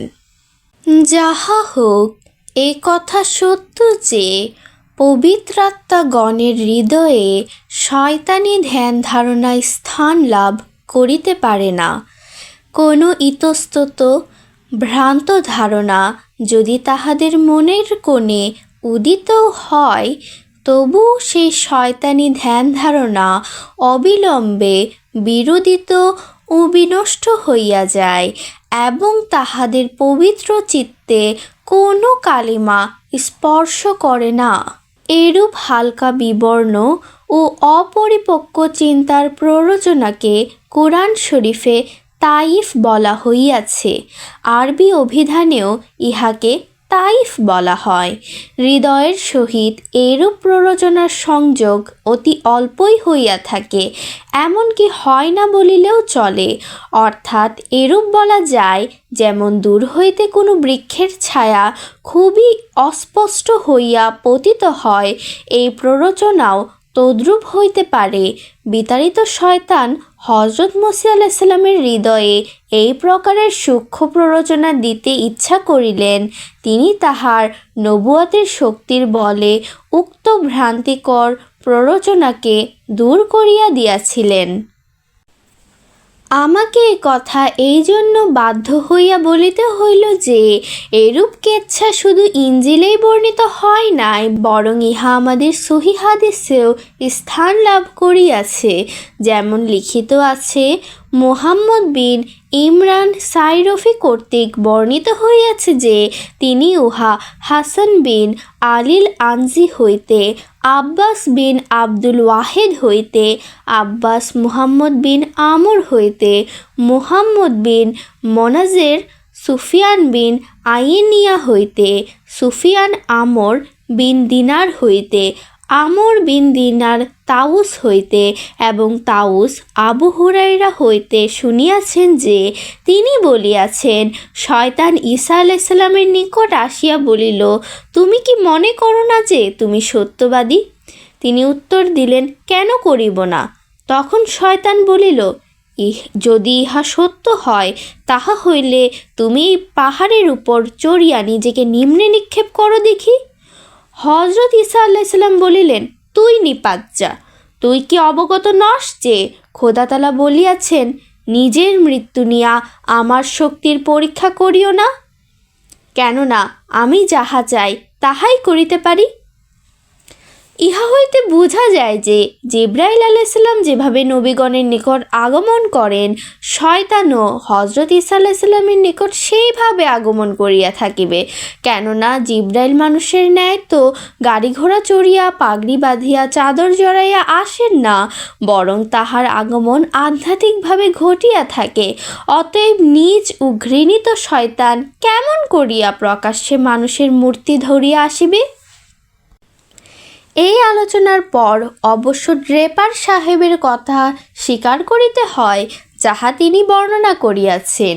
কিন্তু ইহা বলা যায় যে হজরত ঈসা আলাইসাল্লাম তাহার নবুয়তের শক্তি এবং তত্ত্বজ্ঞানের আলোকে শয়তানি এলকা বা প্রেরণাকে কিছুতেই নিকটে আসিতে দেন নাই, বরং উহাকে দূরীভূত এবং বিনষ্ট করিবার কার্যে অবিলম্বে তৎপর হইয়া গেলেন। যেরূপ আলোর সম্মুখে অন্ধকার তিষ্ঠিতে পারে না, সেরূপ শয়তান তাহার সম্মুখে তিষ্ঠিতে না পারিয়া পলায়ন করিয়াছিল। নিশ্চয় আমার বান্দাদের উপর হে শয়তান আদৌ তোমার কর্তৃত্ব নাই। সূরা হিজর 43 নং আয়াত। এই আয়াতের ইহাই প্রকৃত তাৎপর্য, কারণ শয়তানের আধিক্য অর্থাৎ প্রভাব প্রকৃতপক্ষে তাহাদেরই উপরে পড়ে যে শয়তানের প্ররোচনা এবং আহ্বানকে গ্রহণ করিয়া থাকে। কিন্তু যে সকল ব্যক্তি আলোকের তীর ছুঁড়িয়া দূর হইতে শয়তানকে ঘায়েল করে এবং তাহার মুখের উপর তিরস্কার এবং প্রত্যাখ্যানের পাদুকাঘাত করে এবং তাহার প্রলাপ বাক্যে কর্ণপাতও করে না, সেই সব ব্যক্তি শয়তানি স্পর্শ হইতে নিরাপদ থাকে। কিন্তু যেহেতু খোদা এই সকল ব্যক্তিকে স্বর্গ এবং মর্ত উভয় রাজ্যের প্রকাশ দেখাইতে চাহেন এবং যেহেতু শয়তান মর্তের অধিবাসী, সেহেতু শয়তান নামক এই অত্যাশ্চর্য সৃষ্টির স্বরূপ দেখা ও তাহার কথা শ্রবণ করাও তাহাদের জ্ঞানের ভাণ্ডারকে পূর্ণ করিবার জন্য প্রয়োজনীয়। কিন্তু ইহা দ্বারা তাহাদের নিষ্কলঙ্ক ও পবিত্র আঁচলে কোনো দাগ লাগে না। শয়তান তাহার কুপ্ররোচনা দানের চিরাচরিত পদ্ধতি অনুযায়ী হজরত মসিহ আলাইসাল্লামের নিকট দুরভিসন্ধিমূলক এক আবেদন জানাইয়াছিল, কিন্তু তাহার পবিত্র স্বভাব তৎক্ষণাৎ উহা প্রত্যাখ্যান করিয়াছিল, গ্রহণ করে নাই। এই ঘটনায় তাহার মর্যাদার কোনো হানি ঘটে নাই। বাদশাগণের সম্মুখে কি কোনো দুষ্ট ব্যক্তি কখনো কথা বলে না? তেমনি আধ্যাত্মিক উপায়ে শয়তান হজরত ঈসা আলাইসাল্লামের অন্তরে আপন কথা নিক্ষেপ করিয়াছিল, কিন্তু ঈসা আলাইসাল্লাম সেই শয়তানি ইলহাম কবুল করেন নাই, বরং প্রত্যাখ্যান করিয়াছিলেন। অতএব ইহা তো তাহারই প্রশংসার কথা। ইহা লইয়া কূটতর্ক করা মূর্খতা এবং আধ্যাত্মিক দর্শন সম্পর্কে অজ্ঞতারই পরিচায়ক। কিন্তু হজরত ঈসা আলাইসাল্লাম যেভাবে আপন জ্যোতির কষাঘাতে শয়তানি চিন্তাকে দূরীভূত করিয়াছিলেন এবং সাথে সাথে তাহার ইলহামের অপবিত্রতা দেখাইয়া দিয়াছিলেন, তাহা প্রত্যেক সাধু ও সুফির পক্ষে সম্ভব নহে। সৈয়দ আব্দুল কাদের জিলানী রহমতুল্লাহি আলাইহে বলিয়াছেন, একবার আমারও শয়তানি ইলহাম হইয়াছিল। শয়তান কহিল, হে আব্দুল কাদের, তোমার সকল ইবাদত কবুল হইয়া গিয়াছে। এখন হইতে অপর সকলের জন্য যাহা হারাম, তোমার জন্য তাহা হালাল, এবং নামাজ হইতেও তোমাকে মুক্তি দেওয়া হইল, যাহা খুশি করিতে পারো। তখন আমি বলিলাম, রে শয়তান, দূর হইয়া যা। যাহা নবী সাল্লাল্লাহু আলাইহি সাল্লামের জন্য বিধিসঙ্গত হয় নাই, তাহা আমার জন্য কিরূপে হইবে? তখন শয়তান আপন সুবর্ণ সিংহাসন সহ আমার দৃষ্টিপথ হইতে অন্তর্হিত হইয়া গেল। যেহেতু আব্দুল কাদেরের ন্যায় আল্লাহ প্রাপ্ত সিংহ পুরুষেরও যখন শয়তানি ইলহাম হইয়াছে, তখন সাধারণ মানুষ যাহারা এখনও সাধনায় সফলতা লাভ করে নাই, তাহারা উহা হইতে কিরূপে রক্ষা পাইতে পারে? তাহাদের সেই জ্যোতির্ময় দৃষ্টি কোথায়, যদ্বারা তাহারা সৈয়দ আব্দুল কাদের এবং হজরত মসিহ আলাইহিসসালামের ন্যায় শয়তানি ইলহামের স্বরূপ চিনিবে? স্মরণ রাখিও, হজরত সাল্লাল্লাহু আলাইহি সাল্লামের আবির্ভাবের পূর্বে আরবে যে অসংখ্য গণকের প্রাদুর্ভাব হইয়াছিল, তাহারা অগণিত শয়তানি ইলহাম প্রাপ্ত হইত। অনেক সময় তাহারা ইলহামের সাহায্যে ভবিষ্যৎবাণীও করিত, এবং মজার কথা এই যে এই সকল ভবিষ্যৎবাণীর মধ্যে কতগুলি সত্যও হইয়া যাইত। ইসলামী পুস্তকে এ সম্বন্ধে বহু গল্প বর্ণিত আছে। অতএব যে ব্যক্তি শয়তানি ইলহামের অস্তিত্ব অস্বীকার করে, সেই নবীগণের আলাইহিসসালামের সমুদয় শিক্ষাকে এবং নবুয়তের সকল কার্যক্রমকেও অস্বীকার করে। বাইবেলে লিখিত আছে যে একদা 400 নবীর উপর শয়তানি ইলহাম হইয়াছিল। এই ইলহাম ছিল এক শ্বেতকায় জিনের কারসাজি, যদ্বারা তাহারা এক সম্রাটের বিজয় লাভের ভবিষ্যৎবাণী করিয়াছিলেন। কিন্তু এই সম্রাট সম্পূর্ণরূপে পরাস্ত হয় এবং অত্যন্ত লাঞ্ছনার সহিত নিহত হয়। মাত্র একজন নবী, যিনি জিব্রাইল আলাইহিসসালামের নিকট হইতে ইলহামপ্রাপ্ত হইয়াছিলেন, তিনি এই সংবাদ দিয়াছিলেন যে সম্রাটের পরাজয় অত্যন্ত শোচনীয় ধরনের হইবে এবং সে নিহত হইবে ও কুকুরে তাহার মাংস খাইবে। এই সংবাদ সত্য সাব্যস্ত হইল, কিন্তু 400 নবীর ইলহাম মিথ্যা প্রতিপন্ন হইল। এখানে প্রশ্ন উঠে যে এত অধিক পরিমাণে যখন শয়তানি ইলহামও হইয়া থাকে, তখন ইলহামের উপর হইতেই তো বিশ্বাস উঠিয়া যায়। এরূপ হইলে উহি ইলহাম নির্ভরের অযোগ্য হইয়া পড়ে, কেননা ইহা শয়তানি ইলহামও হইতে পারে। বিশেষ করিয়া যখন হজরত মসিহ আলাইহিসসালামের ন্যায় একজন দৃঢ়প্রত্যয়ী নবীও এরূপ ঘটনার সম্মুখীন হইয়াছেন, তখন ইলহামের অধিকারীগণের অবস্থা অত্যন্ত সঙ্গীন হইয়া পড়ে। এরূপ হইলে তো ইলহাম বিপদের কারণ হইয়া দাঁড়ায়। ইহার উত্তরে আমি বলিতে চাই যে নিরুৎসাহ হইবার কোনো কারণ নাই। দুনিয়াতে খোদা তাআলার ইহাই চিরন্তন নিয়ম যে প্রত্যেক খাঁটি জিনিসেরই নকল হইয়া থাকে। যেমন এক প্রকার মুক্তা আছে যাহা সমুদ্র হইতে আহরণ করা হয়, আবার মানুষের নির্মিত স্বল্প মূল্যের মুক্তাও বিকৃত হইয়া থাকে। কিন্তু পৃথিবীতে নকল মুক্তা আছে বলিয়া আসল মুক্তার ক্রয় বিক্রয় বন্ধ হইতে পারে না। খোদা তাআলা যেসব জহুরিকে চক্ষু দিয়াছেন, তাহারা এক দৃষ্টিতে আসল নকল চিনিয়া ফেলে। সেইরূপ ইলহামি মণিমাণিক্যের জহুরি হইতেছেন যুগ ইমাম। তাহার সংস্পর্শে থাকিয়াই মানুষ তড়িৎ স্বপ্নের সত্য মিথ্যার মধ্যে পার্থক্য করিতে সক্ষম হয়। হে সুফি, হে মহান্ধ ব্যক্তি, কিছু হুঁশিয়ার হইয়া এ পথে পা বাড়াও এবং বিশেষভাবে স্মরণ রাখিও যে সত্য ইলহাম যাহা খোদা তাআলার পক্ষ হইতে হইয়া থাকে, তাহাতে নিম্নলিখিত লক্ষণগুলি বর্তমান থাকে। 1. মানুষের হৃদয় যখন বেদনার দহনে বিগলিত হইয়া নির্মল জলের ন্যায় খোদার দিকে প্রবাহমান হয়, তখনই ইহা অর্থাৎ ইলহাম হইয়া থাকে। হাদিস শরীফে ইহার প্রতি ইঙ্গিত আছে। কোরআন বিষাদের অবস্থায় অবতীর্ণ হইয়াছে, অতএব তোমরাও ইহাকে দুঃখ ভারাক্রান্ত হৃদয়ে পাঠ করো। 2. সত্য ইলহাম এক অনির্বচনীয় তৃপ্তি ও আনন্দ আনয়ন করে এবং অজানা কারণে হৃদয় দৃঢ় প্রত্যয় জন্মায়। উহা লৌহ শলাকার কোষ্ঠে প্রবিষ্ট হওয়ার ন্যায় হৃদয়ে প্রবিষ্ট হইয়া যায়। উহার ভাষা প্রাঞ্জল ও ত্রুটিমুক্ত হইয়া থাকে। 3. সত্য ইলহামে এক মহৎ শক্তি ও সমৃদ্ধি বিদ্যমান থাকে। ইহাতে হৃদয়ে প্রচণ্ড ধাক্কা লাগে এবং প্রতাপপূর্ণ ও গম্ভীর আওয়াজে উহা হৃদয়ে অবতীর্ণ হয়। কিন্তু মিথ্যা ইলহামে চোর, নপুংসক এবং স্ত্রীলোকের ন্যায় মিহি সুর থাকে। যেহেতু শয়তান স্বয়ং চোর, নপুংসক এবং অবলা নারী তুল্য। 4. সত্য ইলহামে খোদাতালার ক্ষমতাবলীর প্রভাব নিহিত থাকে, উহাতে অবশ্যই ভবিষ্যৎবাণী থাকিবে এবং তাহা পূর্ণ হওয়াও অবশ্যম্ভাবী। 5. সত্য ইলহাম মানুষকে উত্তরোত্তর পবিত্র করিয়া তোলে এবং তাহার অভ্যন্তরীণ মলিনতা ও অপবিত্রতা দূর করিয়া নৈতিক চরিত্রের উন্নতি ঘটায়। 6. মানুষের সমস্ত অভ্যন্তরীণ শক্তি সত্য ইলহামের সত্যতার সাক্ষী হইয়া যায়। তাহার প্রত্যেক শক্তির উপর এক প্রকার নতুন ও পবিত্র আলোক সম্পাত হইয়া থাকে, ফলে মানুষ নিজের মধ্যে এক অভিনব পরিবর্তন অনুভব করে। তাহার অতীত জীবনের মৃত্যু ঘটে এবং নবজীবনের সূচনা হয় এবং সে মানবজাতির সকলের জন্য সহানুভূতির অবলম্বন স্বরূপ হইয়া যায়। 7. সত্য ইলহাম একটি আওয়াজে শেষ হইয়া যায় না, কেননা খোদার বাণীতে ধারাবাহিকতা বিদ্যমান।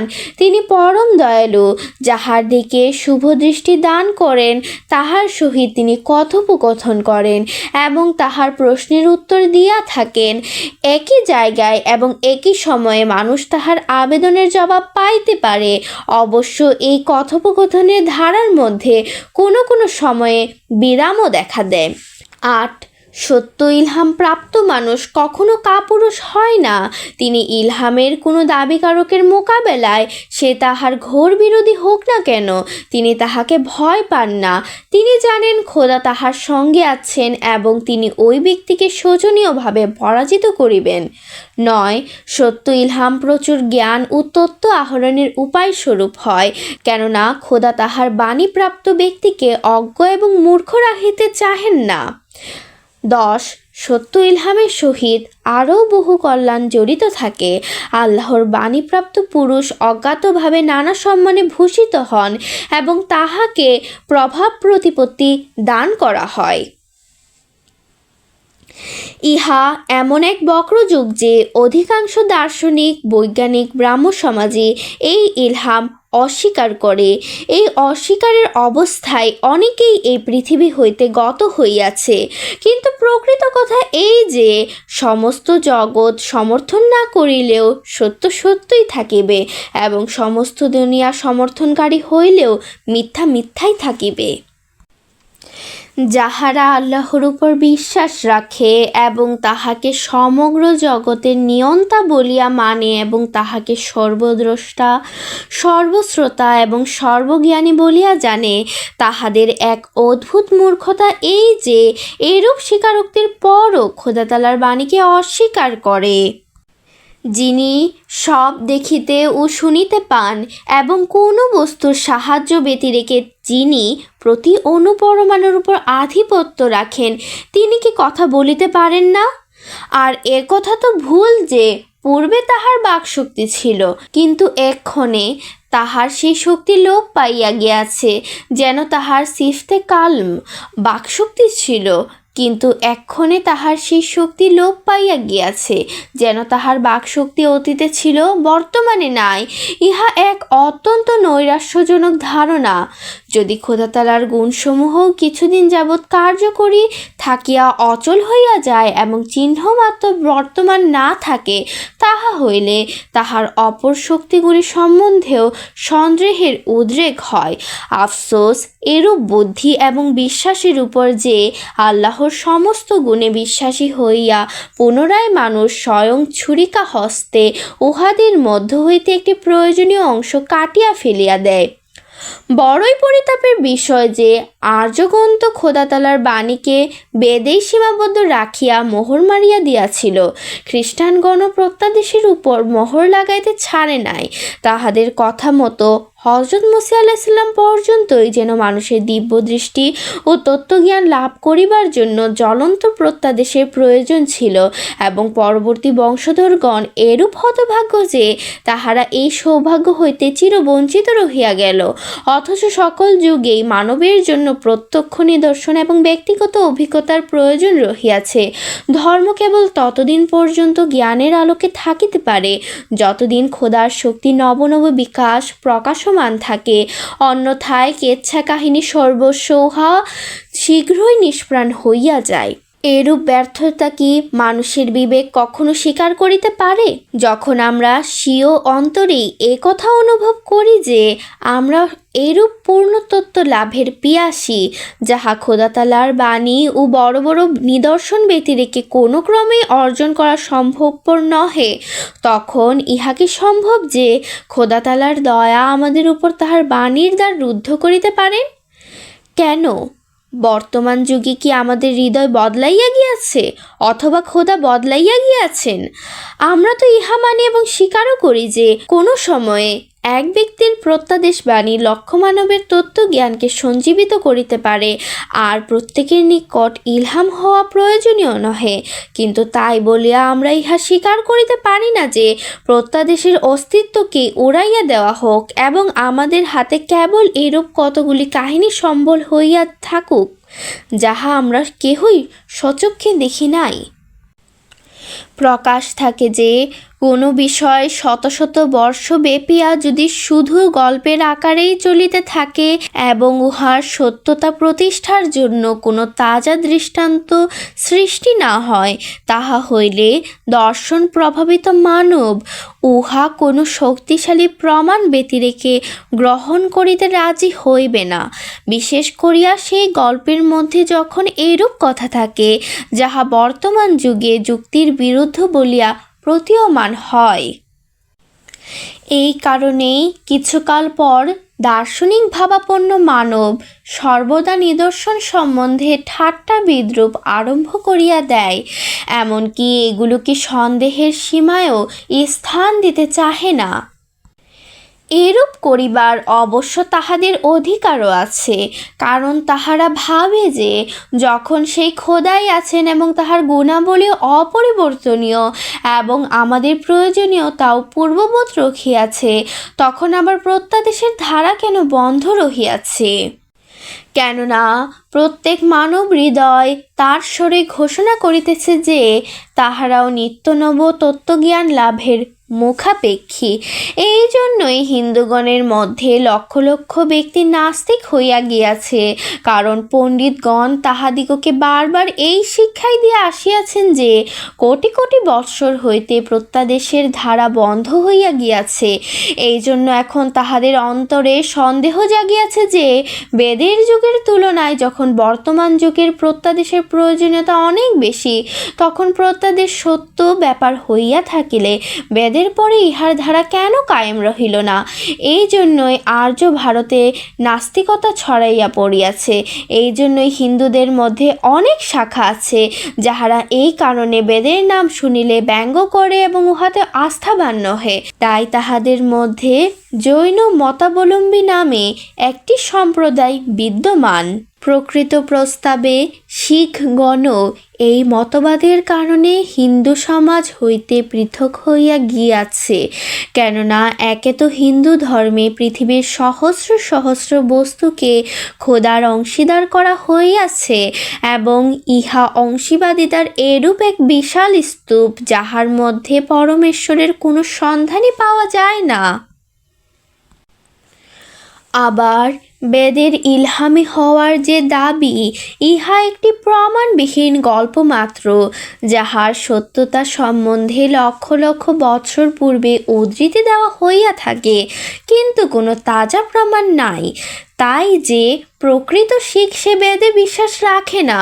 উদাহরণস্বরূপ 1898 সালের 26শে সেপ্টেম্বর তারিখের লাহোরের উর্দু আখবার আম পত্রিকায় জৈনক শিখ ভদ্রলোকের একটি প্রবন্ধ প্রকাশিত হইয়াছিল, যাহাতে তিনি ইহাই সাব্যস্ত করিয়াছেন যে খালসা সম্প্রদায় বেদ মানে না এবং তাহাদের গুরুর আদেশ কেহ যেন কোনো ক্রমে বেদে বিশ্বাস স্থাপন না করে।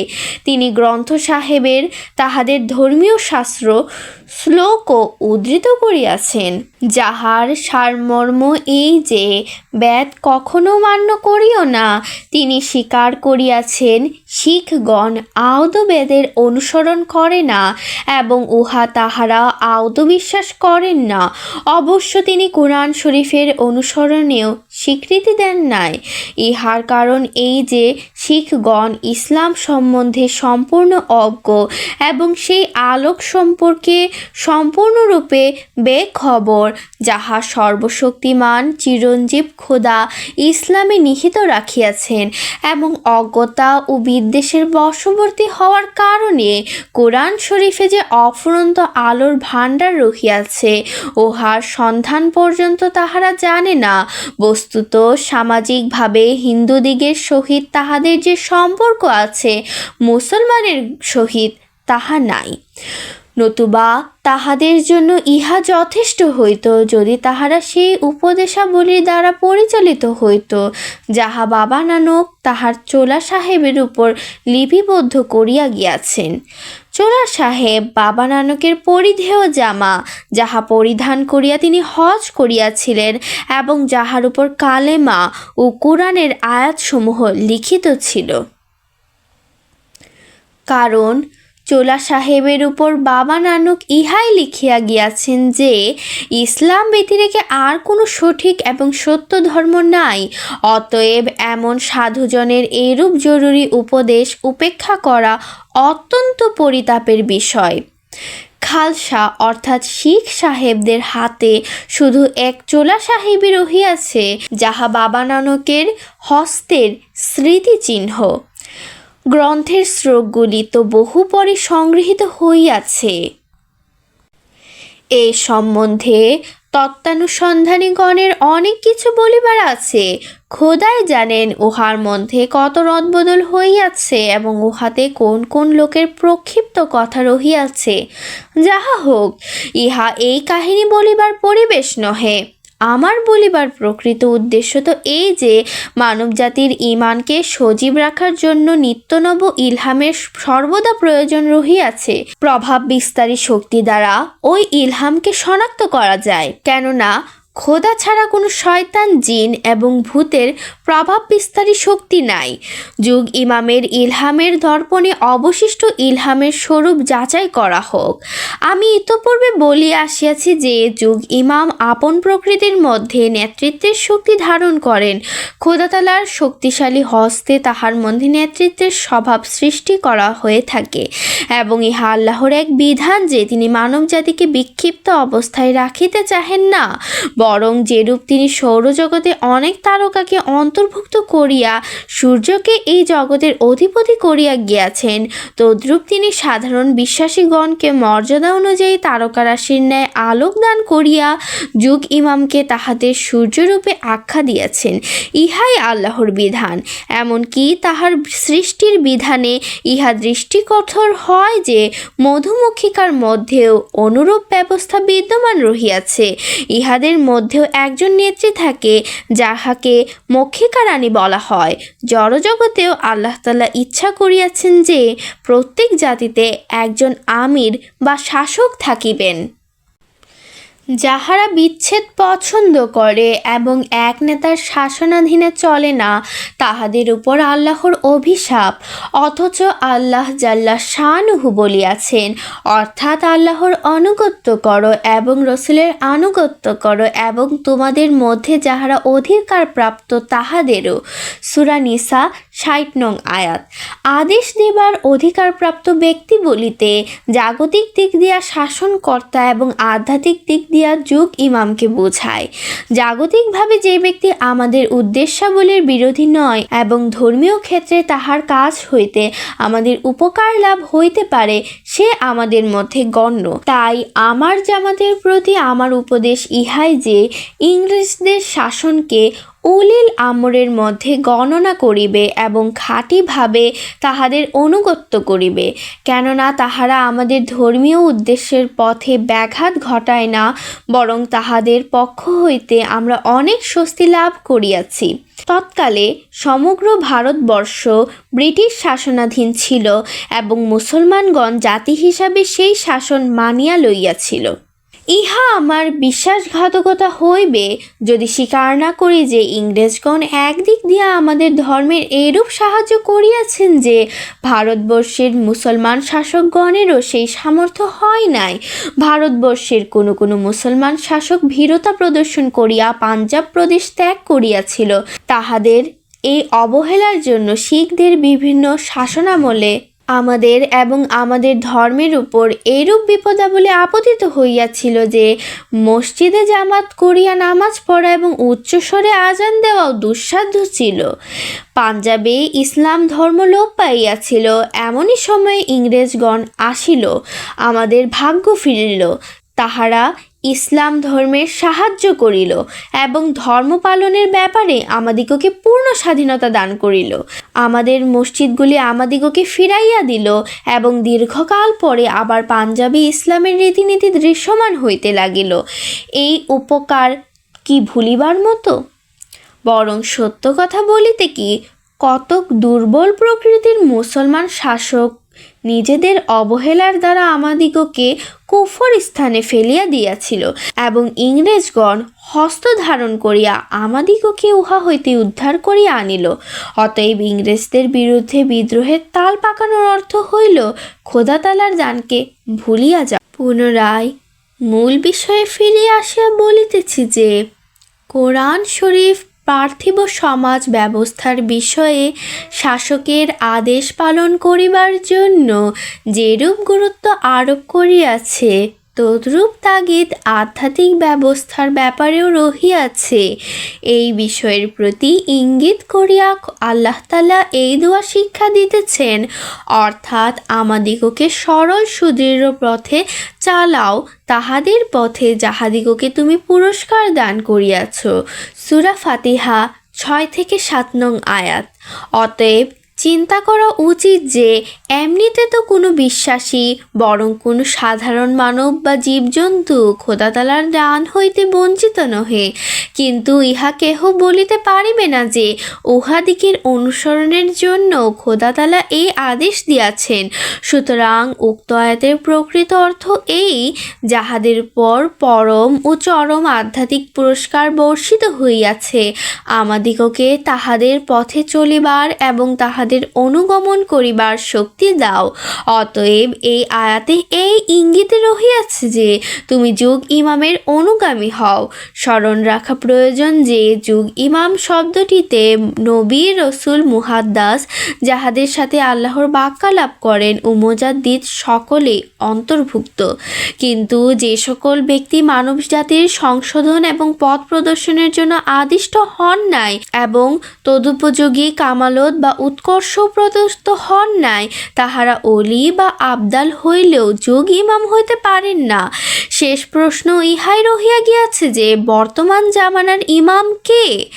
যাহার অনুসরণ করা সাধারণ মুসলমান, সাধক, সত্য স্বপ্নদর্শী এবং উহি ইলহাম প্রাপ্তগণের জন্য আল্লাহ তাআলা কর্তৃক অবশ্য কর্তব্য বলিয়া নির্ধারিত হইয়াছে। এ কথার উত্তরে আমি দ্বিধাহীন চিত্তে বলিতেছি যে খোদা তাআলার অনুগ্রহ ও দয়ায় সেই যুগ ইমাম আমি। খোদা তাআলা আমার মধ্যে যাবতীয় শর্ত এবং নিদর্শন একত্রিত করিয়া দিয়াছেন এবং বর্তমান শতাব্দীর প্রারম্ভে অর্থাৎ হিজরি 14 শতাব্দী তিনি আমাকে প্রেরণ করিয়াছেন, যাহা হইতে 15 বৎসর অতীত হইয়া গিয়াছে। এমন সময়ে আমি আবির্ভূত হইয়াছি যখন ইসলামী আকিদাসমূহ মতবিরোধে ভরিয়া গিয়াছে এবং কোনো বিশ্বাসী মতভেদ শূন্য ছিল না। অনুরূপভাবে মসিহ আলাইহিস সালামের নুজুল সম্বন্ধে অনেক ভ্রান্ত ধারণা বিস্তার লাভ করিয়াছিল। ইহাতে এরূপ মত পার্থক্য ছিল যে কেহ হযরত ঈসা আলাইহিস সালামকে জীবিত বলিয়া মনে করিত, কেহ মৃত বলিয়া ভাবিত, কেহ তাহার সশরীরে অবতরণে বিশ্বাস করিত।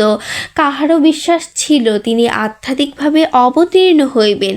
কেহ তাহাকে নামাইতেছিলেন দামেস্কে, কেহ মক্কায়, কেহ বায়তুল মুকাদ্দাসে এবং কেহ ইসলামী সৈন্যদলে। আবার কেহ ইহা ভাবিত যে তিনি ভারতবর্ষে আবির্ভূত হইবেন। সুতরাং এরূপ পরস্পর বিরোধী মত ও উক্তিগুলি একজন হাকাম বা বিচারকের প্রতীক্ষায় ছিল। আর সেই বিচারক আমি আধ্যাত্মিকভাবে ক্রুশ ধ্বংস করিবার জন্য এবং সকল মতভেদ দূর করিবার জন্য প্রেরিত হইয়াছি। উল্লেখিত দুইটি কারণে আমার আগমনের প্রয়োজন হইয়াছে। আমার সত্যতার সমর্থনে আর কোনো প্রমাণ উপস্থিত করা আমার জন্য প্রয়োজন ছিল না, কেননা প্রয়োজন নিজেই বলিষ্ঠ প্রমাণ। কিন্তু তবু খোদা আমার সত্যতার সপক্ষে অনেক নিদর্শন প্রকাশ করিয়াছেন। আমি যেরূপ অপরাপর সকল বিতর্কের মীমাংসার জন্য হাকাম বা বিচারক, তদ্রূপ মসিহ সম্পর্কে জীবিত ও মৃতের বিতর্কের ব্যাপারেও আমি বিচারক। মসিহ আলাইসাল্লামের মৃত্যু সম্বন্ধে ইমাম মালিক রহমতুল্লাহ আলাইহে, ইমাম ইবনে হাজাম রহমতুল্লাহ আলাইহে এবং মুতাজিলার বক্তব্যকে আমি সঠিক বলিয়া সাব্যস্ত করিতেছি এবং আহলে সুন্নত জামাতের অপর সকল ভ্রান্তিতে নিপতিত বলিয়া আমি মনে করি। বিচারক হিসেবে আমি বিরোধিতাকারীগণের প্রতি এই আদেশ দান করিতেছি যে নুজুল বা অবতরণ সম্বন্ধে আহলে সুন্নতের এই দলটি রূপক অর্থের ক্ষেত্রে সত্য, কেননা মসির আধ্যাত্মিক প্রতিবিম্ব স্বরূপ অবতীর্ণ হওয়া আবশ্যকীয় ছিল। এই কথা ঠিক যে নুজুলের ব্যাখ্যা করিতে তাহারা ভুল করিয়াছে। অবতরণ বরুজি গুণগত অর্থে ছিল, বাহ্যিক ও দৈহিক অবতরণ অর্থে নহে। মসির মৃত্যু সম্বন্ধে মুতাজিলা, ইমাম মালিক ও ইমাম ইবনে হাজাম প্রমুখ সকলে একমত এবং ইহাই প্রকৃত কথা, কারণ কোরআন শরীফের স্পষ্ট আয়াত অর্থাৎ ফালাম্মা তাওয়াফাইতানি অনুযায়ী খ্রিস্টানগণের পথ ভ্রান্ত হওয়ার পূর্বে মসিহ আলাইহিসসালামের মৃত্যু ঘটা আবশ্যক ছিল। বিচারক হিসাবে এ সম্বন্ধে ইহা আমার সিদ্ধান্ত। এখন যে ব্যক্তি আমার সিদ্ধান্তকে অমান্য করিবে, বস্তুত সে তাহাকেই অমান্য করিবে যিনি আমাকে বিচারকের পদে অধিষ্ঠিত করিয়াছেন। যদি কেহ এই প্রশ্ন করে যে তোমার বিচারক হওয়ার প্রমাণ কি, ইহার উত্তর এই যে যুগের বিচারকের আগমন নির্ধারিত ছিল, সেই যুগ বর্তমান। যে জাতির ক্রুশ সম্বন্ধনীয় ভুল সংশোধন করা বিচারকের জন্য নির্দিষ্ট ছিল, সেই জাতিও বিদ্যমান এবং যে সকল নিদর্শন সাক্ষীস্বরূপ এই বিচারকের জন্য নির্ধারিত ছিল তাহাও প্রকাশিত হইয়া গিয়াছে এবং এখনও নিদর্শনের ধারা প্রবাহমান। আকাশ নিদর্শন দেখাইতেছে, পৃথিবী নিদর্শন প্রকাশ করিতেছে। ভাগ্যবান সেই সব ব্যক্তি যাহাদের চক্ষু এখন বন্ধ থাকে না। আমি ইহা বলি না যে পূর্ববর্তী নিদর্শনগুলি দিয়াই আমার উপর বিশ্বাস আনয়ন করো, বরং আমি বলি যে আমি যদি বিচারক না হই, তাহা হইলে আমার নিদর্শনের সহিত প্রতিদ্বন্দ্বিতা করিয়া দেখো। যেহেতু মানবজাতির আকিদার মধ্যে ভ্রান্তি বিস্তারের সময় আমি বিচারক হিসেবে আগমন করিয়াছি, সেই জন্য আমার বিরুদ্ধে অন্যান্য বিষয়ের বিতর্ক অচল। কেবল আমার হাকাম হওয়ার বিষয়ে প্রত্যেকের বিতর্ক করার অধিকার রহিয়াছে, যাহা আমি সকলই সম্পাদন করিয়াছি। খোদা তাআলা আমাকে 4টি নিদর্শন দিয়াছেন। 1. কোরআন শরীফের অলৌকিকত্বের প্রতিচ্ছায়ায় আমি আরবি ভাষায় বাগ্মিতা ও রচনা শক্তির উৎকর্ষ প্রদত্ত হইয়াছি। এমন কেহ নাই যে এই বিষয়ে আমার সহিত প্রতিদ্বন্দ্বিতা করে। 2. আমি কোরআন শরীফের হাকিকত, অকাট্য যুক্তি প্রমাণ ও মারেফত, গভীর তত্ত্ব জ্ঞান প্রকাশ করিবার নিদর্শন প্রদত্ত হইয়াছি। এমন কেহ নাই যে এই বিষয়ে প্রতিদ্বন্দ্বিতা করে। ৩ আমি অসংখ্য দোয়া কবুলিয়তের নিদর্শন প্রাপ্ত হইয়াছি, ইহাতেও কেহ আমার সমকক্ষতা করিতে সক্ষম নহে। আমি শপথ করিয়া বলিতে পারি যে আমার 30,000-এরও অধিক প্রার্থনা কবুল হইয়াছে এবং ইহার প্রমাণও আমার নিকট রহিয়াছে। 4 আমাকে গায়েবের সংবাদের নিদর্শন প্রদত্ত করা হইয়াছে, এমন কেহ নাই যে এই ব্যাপারে আমার মোকাবেলা করিতে সক্ষম হয়। খোদা তাআলার এই সাক্ষ্যগুলি আমার নিকট রহিয়াছে এবং রাসূলুল্লাহ সাল্লাল্লাহু আলাইহি সাল্লামের ভবিষ্যদ্বাণী সমূহ উজ্জ্বল নিদর্শনের ন্যায় আমার সপক্ষে পূর্ণতা লাভ করিয়াছে। অর্থাৎ আকাশ নিদর্শনের ধারা বর্ষণ করিতেছে, পৃথিবীও সময় হইয়াছে বলিয়া সাক্ষ্য দিয়াছে। এই 2 সাক্ষী আমার সত্যতার সপক্ষে দণ্ডায়মান হইয়াছে। অনেক দিন হইল যখন রমজান মাসে চন্দ্র এবং সূর্যগ্রহণ হইয়াছিল, হজ বন্ধ হইয়াছিল এবং হাদিসের উক্তি অনুযায়ী দেশে প্লেগেরও প্রাদুর্ভাব ঘটিয়াছিল। আমার মাধ্যমে বহু নিদর্শন প্রকাশিত হইয়াছে। শত শত হিন্দু এবং মুসলমান উহাদের সাক্ষী, যেগুলির কথা আমি উল্লেখ করি নাই। এইসব কারণে আমি যুগ ইমাম। খোদা আমার সাহায্যকারী এবং তিনি আমার পক্ষে তীক্ষ্ণ ধার অসির ন্যায় দণ্ডায়মান আছেন। আমাকে সংবাদ দেওয়া হইয়াছে যে কেহ আমার বিরুদ্ধে দুষ্টু অভিপ্রায় লইয়া দণ্ডায়মান হইবে, সে লাঞ্ছিত ও লজ্জিত হইবে। দেখো, আমি সেই আদেশ তোমাদের নিকটে পৌঁছাইয়া দিলাম, যাহার দায়িত্ব আমার উপর ন্যস্ত ছিল।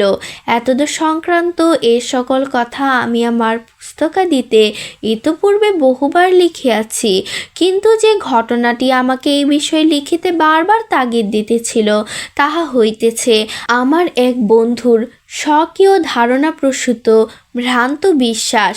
উহার সংবাদ পাইয়া আমি এই পুস্তিকাখানা অত্যন্ত ব্যথিত চিত্তে লিখিতেছি। উক্ত ঘটনার বিবরণ এইরূপ।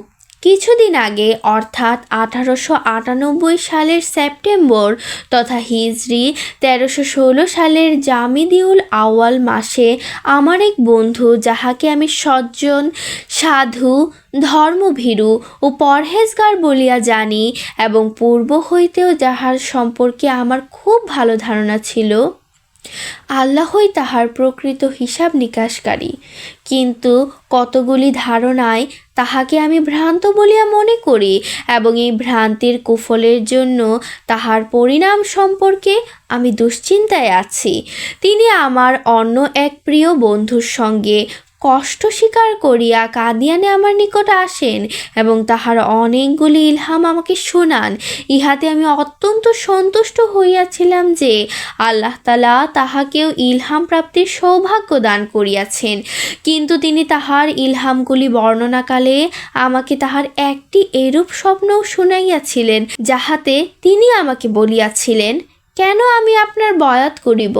পক্ষান্তরে আপনারই উচিত আমার নিকট বয়াত করা। এই স্বপ্ন দ্বারা আমি বুঝিয়াছিলাম যে তিনি আমাকে মসিহ মাউদ বলিয়া স্বীকার করেন না। অধিকন্তু ওই ঐশী ইমামত সম্পর্কে তিনি সম্পূর্ণ অজ্ঞ। তাই সহানুভূতি প্রণোদিত হইয়া ঐশী ইমামত এবং বয়াতের তাৎপর্য সম্পর্কে এই পুস্তিকাটি রচনা করিতে মনস্থ করিলাম। অতএব সত্য ইমাম যাহার বয়াত লইবার অধিকার আছে, সেই সম্বন্ধে আমি এই পুস্তিকায় অনেক কিছু লিখিয়াছি। এখন বয়াতের গুরু উদ্দেশ্য বর্ণনা করা বাকি রহিয়াছে। বয়াত শব্দটি বায়উন হইতে উৎপন্ন হইয়াছে।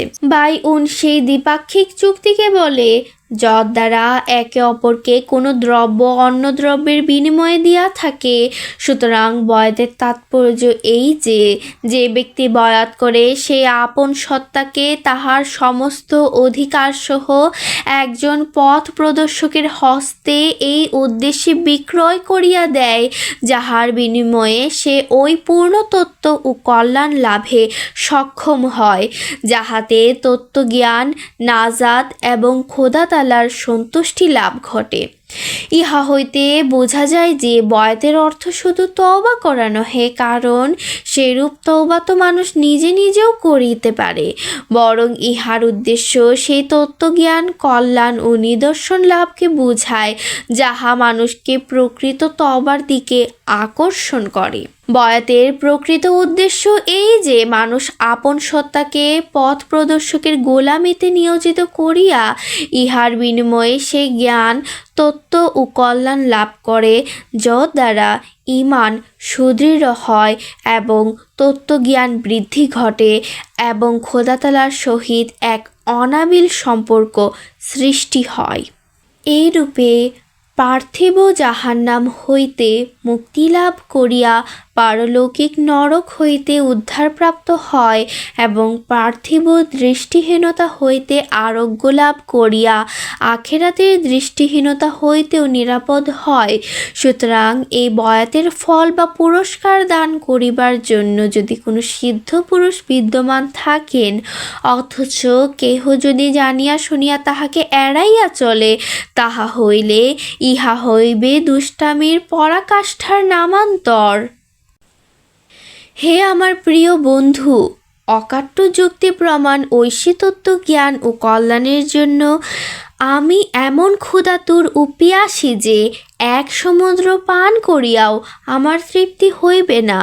যদি কেহ আমাকে তাহার গোলামিতে বরণ করিতে চাহে, তবে ইহা অতি সহজ পন্থা যে বয়াতের তাৎপর্য এবং ইহার আসল দর্শনকে হৃদয়ঙ্গম করিয়া সে যেন আমার সহিত এই ক্রয় বিক্রয় করিয়া নেয়।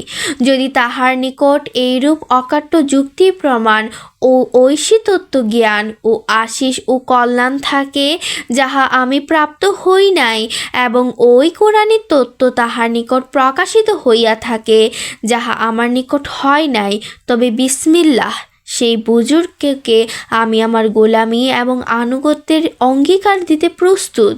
তিনি আমাকে সেই আধ্যাত্মিক মারেফাত, কোরআনের তত্ত্ব জ্ঞান ও ঐশী আশিস দান করুক। আমি বেশি কষ্ট দিতে চাহি না। আমার ঐশী বাণীপ্রাপ্ত বন্ধুবর কোনো এক মজলিসে শুধু সূরা ইখলাসের তত্ত্বাবলী ব্যাখ্যা করেন। আমি যদি তাহা অপেক্ষা সহস্রগুণ উত্তম ব্যাখ্যা দিতে না পারি, তাহা হইলে আমি তাহার আনুগত্য স্বীকার করিব। অর্থাৎ যতক্ষণ চুপ করিয়া থাকিবে, ততক্ষণ কেহ তোমাকে কিছু বলিবে না, কিন্তু যখনই কিছু উচ্চারণ করিবে, তখনই তাহার প্রমাণ দিতে হইবে। যাহা হোক, আপনার নিকট যদি এরূপ মারেফাত, তত্ত্বজ্ঞান ও আশিস থাকে, যাহাতে অলৌকিকতার প্রভাব বিদ্যমান, তাহা হইলে শুধু আমি কেন, আমার সমস্ত জামাত আপনার নিকট বয়াত করিবে। ইহা যে না করিবে সে অতি দুষ্ট। আমি আর কি বলিব এবং কি লিখিব, আমাকে ক্ষমা করিবেন। আমি যখন আপনার লিখিত ইসহামগুলি শুনিয়াছিলাম, ওইগুলিতেও অনেক স্থানে শব্দতত্ত্ব ও পদবিন্যাসের ব্যাকরণগত ভুল ত্রুটি লক্ষ্য করিয়াছিলাম। আপনি অসন্তুষ্ট হইবেন না। আমি কেবল সৎ উদ্দেশ্যে এবং বিনীতভাবে ধর্মোপদেশ হিসাবে ইহা বলিলাম। পক্ষান্তরে যদি কোনো অজ্ঞ ও অশিক্ষিত ব্যক্তির ইলহামের মধ্যে কোনো ব্যাকরণ ঘটিত ত্রুটি থাকিয়া যায়, তাহা হইলে আমার মতে ইলহামের মৌলিক সত্তা সম্বন্ধে কোনো আপত্তি উঠিতে পারে না। ইহা একটি অত্যন্ত সূক্ষ্ম মসলাহ, যাহার বিশদ ব্যাখ্যার প্রয়োজন, কিন্তু এখানে ইহার সুযোগ নাই। যদি এইরূপ ত্রুটি দেখিয়া কোনো নিরস মোল্লা আনন্দে অধীর হইয়া উঠে, তাহা হইলে বুঝিতে হইবে সেও খর্মাহ, কেননা আধ্যাত্মিক দর্শনের অঙ্গনে তাহার প্রবেশ লাভ হয় নাই, পরন্তু ইহা নিম্ন শ্রেণীর ইলহাম, যাহা খোদা তাআলার পূর্ণ জ্যোতির প্রভাবে রঙিন হইয়া উঠে নাই। কারণ ইলহাম 3 পর্যায়ের হইয়া থাকে, যথা নিম্ন, মধ্যম এবং উচ্চ। যাহা হোক, এই সকল ত্রুটি দেখিয়া আমাকে লজ্জিত হইতে হইয়াছিল এবং আপন মনে দোয়া করিতেছিলাম আমার বন্ধু যেন এই সমস্ত ইলহাম, যাহা বাহ্যত আপত্তিজনক, কোনো দুষ্ট প্রকৃতির নিরস মোল্লাকে না শোনান, যাহাতে সে অনর্থক ঠাট্টা বিদ্রূপ করিবে। যে ইলহাম মারেফত ও তত্ত্বজ্ঞান শূন্য, উহা সপক্ষ বা বিপক্ষ কাহারও কোনো কাজে আসে না। বিশেষ করিয়া বর্তমান যুগে বরং ইহাতে উপকারের পরিবর্তে অপকারের আশঙ্কা আছে। আমি ঈমান ও সত্যতার হলফ করিয়া বলিতেছি যে একথা সম্পূর্ণরূপে সত্য। আমার প্রিয় বন্ধুটি যেন আল্লাহর প্রতি অধিকতর মনোনিবেশ করেন, কারণ ইহাতে যে পরিমাণে অন্তরের পবিত্রতা বৃদ্ধি পাইতে থাকিবে, সেই অনুপাতে ইলহামে ভাষার প্রাঞ্জলতা বাড়িতে থাকিবে। আমার দৃঢ় বিশ্বাস যে এই বিশিষ্ট বন্ধুটি যদি অতিরিক্ত মনঃসংযোগ করেন, তাহা হইলে শীঘ্রই তাহার ইলহামে কামালিয়ত বা পরিপূর্ণতা আসিবে।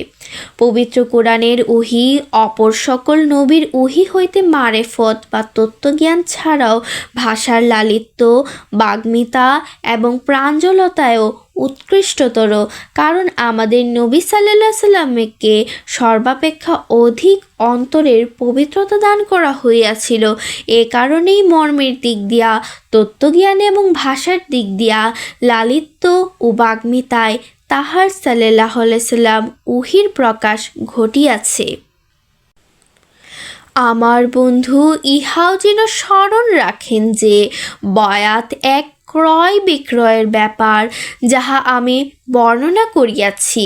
আমি শপথ করিয়া বলিতেছি যে আমার বিজ্ঞ বন্ধু মৌলভী আব্দুল করিম সাহেব ওয়াজ করিবার সময় কোরআন শরীফের যেরূপ অকাট্য যুক্তি প্রমাণ ও মারেফত বা তত্ত্ব ব্যাখ্যা করিয়া থাকেন, উহার সহস্রাংশের একাংশ আমার প্রিয় বন্ধুটির মুখ হইতে নিঃসৃত হইবে বলিয়া আদৌ আশা করি না।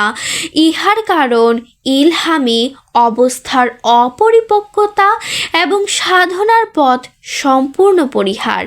জানি না আজিও কোনো তত্ত্বজ্ঞানীর নিকট হইতে তাহার কোরআন শুনিবারও সৌভাগ্য হইয়াছে কিনা। আমি অস্বীকার করি না যে আধ্যাত্মিক লাদুন্যী জ্ঞানের উৎস আপনার জন্য উন্মুক্ত হইতে পারে, কিন্তু এখনও তাহার সময় হয় নাই। স্বপ্ন এবং দিব্য দর্শনের মধ্যে যে রূপক এবং উপমার প্রাধান্য থাকে, কিন্তু আপনি আপনার স্বপ্নের স্থূল অর্থ করিয়াছেন। মোজাদ্দেদ সাহেব সরহিন্দি একটি কাশফ অর্থাৎ দিব্য দর্শন দেখিয়াছিলেন যে তাহার কল্যাণে হজরত মুহাম্মদ সাল্লাল্লাহু আলাইহি সাল্লাম খলিলুল্লাহ মর্যাদাপ্রাপ্ত হইয়াছেন। ইহা অপেক্ষাও আশ্চর্য কথা যে শাহ অলিউল্লাহ সাহেব দেখিয়াছিলেন হযরত সাল্লাল্লাহু আলাইহি সাল্লাম যেন তাহার হস্তে বয়াত করিয়াছেন, কিন্তু তাহার জ্ঞানের গভীরতাবশত আপনার ন্যায় উহাদের স্থূল অর্থ গ্রহণ করেন নাই, বরং মর্মার্থ গ্রহণ করিয়াছিলেন। খোদার ওয়াস্তে আপনি অসন্তুষ্ট হইবেন না। আপনি এখনও বয়াতের তাৎপর্য বুঝেন নাই যে ইহাতে কি আদান প্রদান হয়। আমার জামাতে আমার হস্তে বয়াতকারী আল্লাহর দাসগণের মধ্যে এমন এক ব্যক্তি আছেন যিনি মর্যাদাশীল জ্ঞানী। তাহার নাম মৌলভী হাকিম হাফিজ হাজিউল হারামাইন নুরুদ্দিন সাহেব। মনে হয় যেন তিনি সারা দুনিয়ার তফসির নিজের আয়ত্তে রাখেন। তিনি তাহার হৃদয় কোরআনের অজস্র তত্ত্বজ্ঞানের ভাণ্ডার স্বরূপ। যদি সত্য সত্যই আপনাকে এখন বয়াত গ্রহণ করার অধিকার দেওয়া হইয়া থাকে, তাহা হইলে কোরআনের একটি মাত্র পারা এবং উহার তত্ত্বজ্ঞান ব্যাখ্যাসহ তাহাকে পড়াইয়া দিন।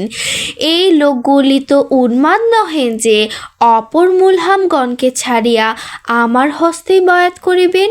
আপনি যদি হজরত মৌলভী সাহেবের অনুবর্তিতা করিতেন, তাহা হইলে আপনার জন্য মঙ্গল হইত।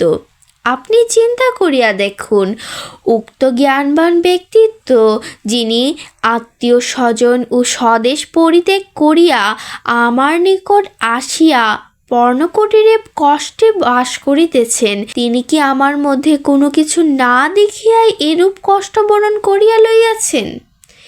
ইলহাম লাভে সম্মানিত আমার বন্ধুটি যেন স্মরণ রাখেন যে তিনি এ বিষয়ে অত্যন্ত ভ্রমে নিপতিত হইয়াছেন।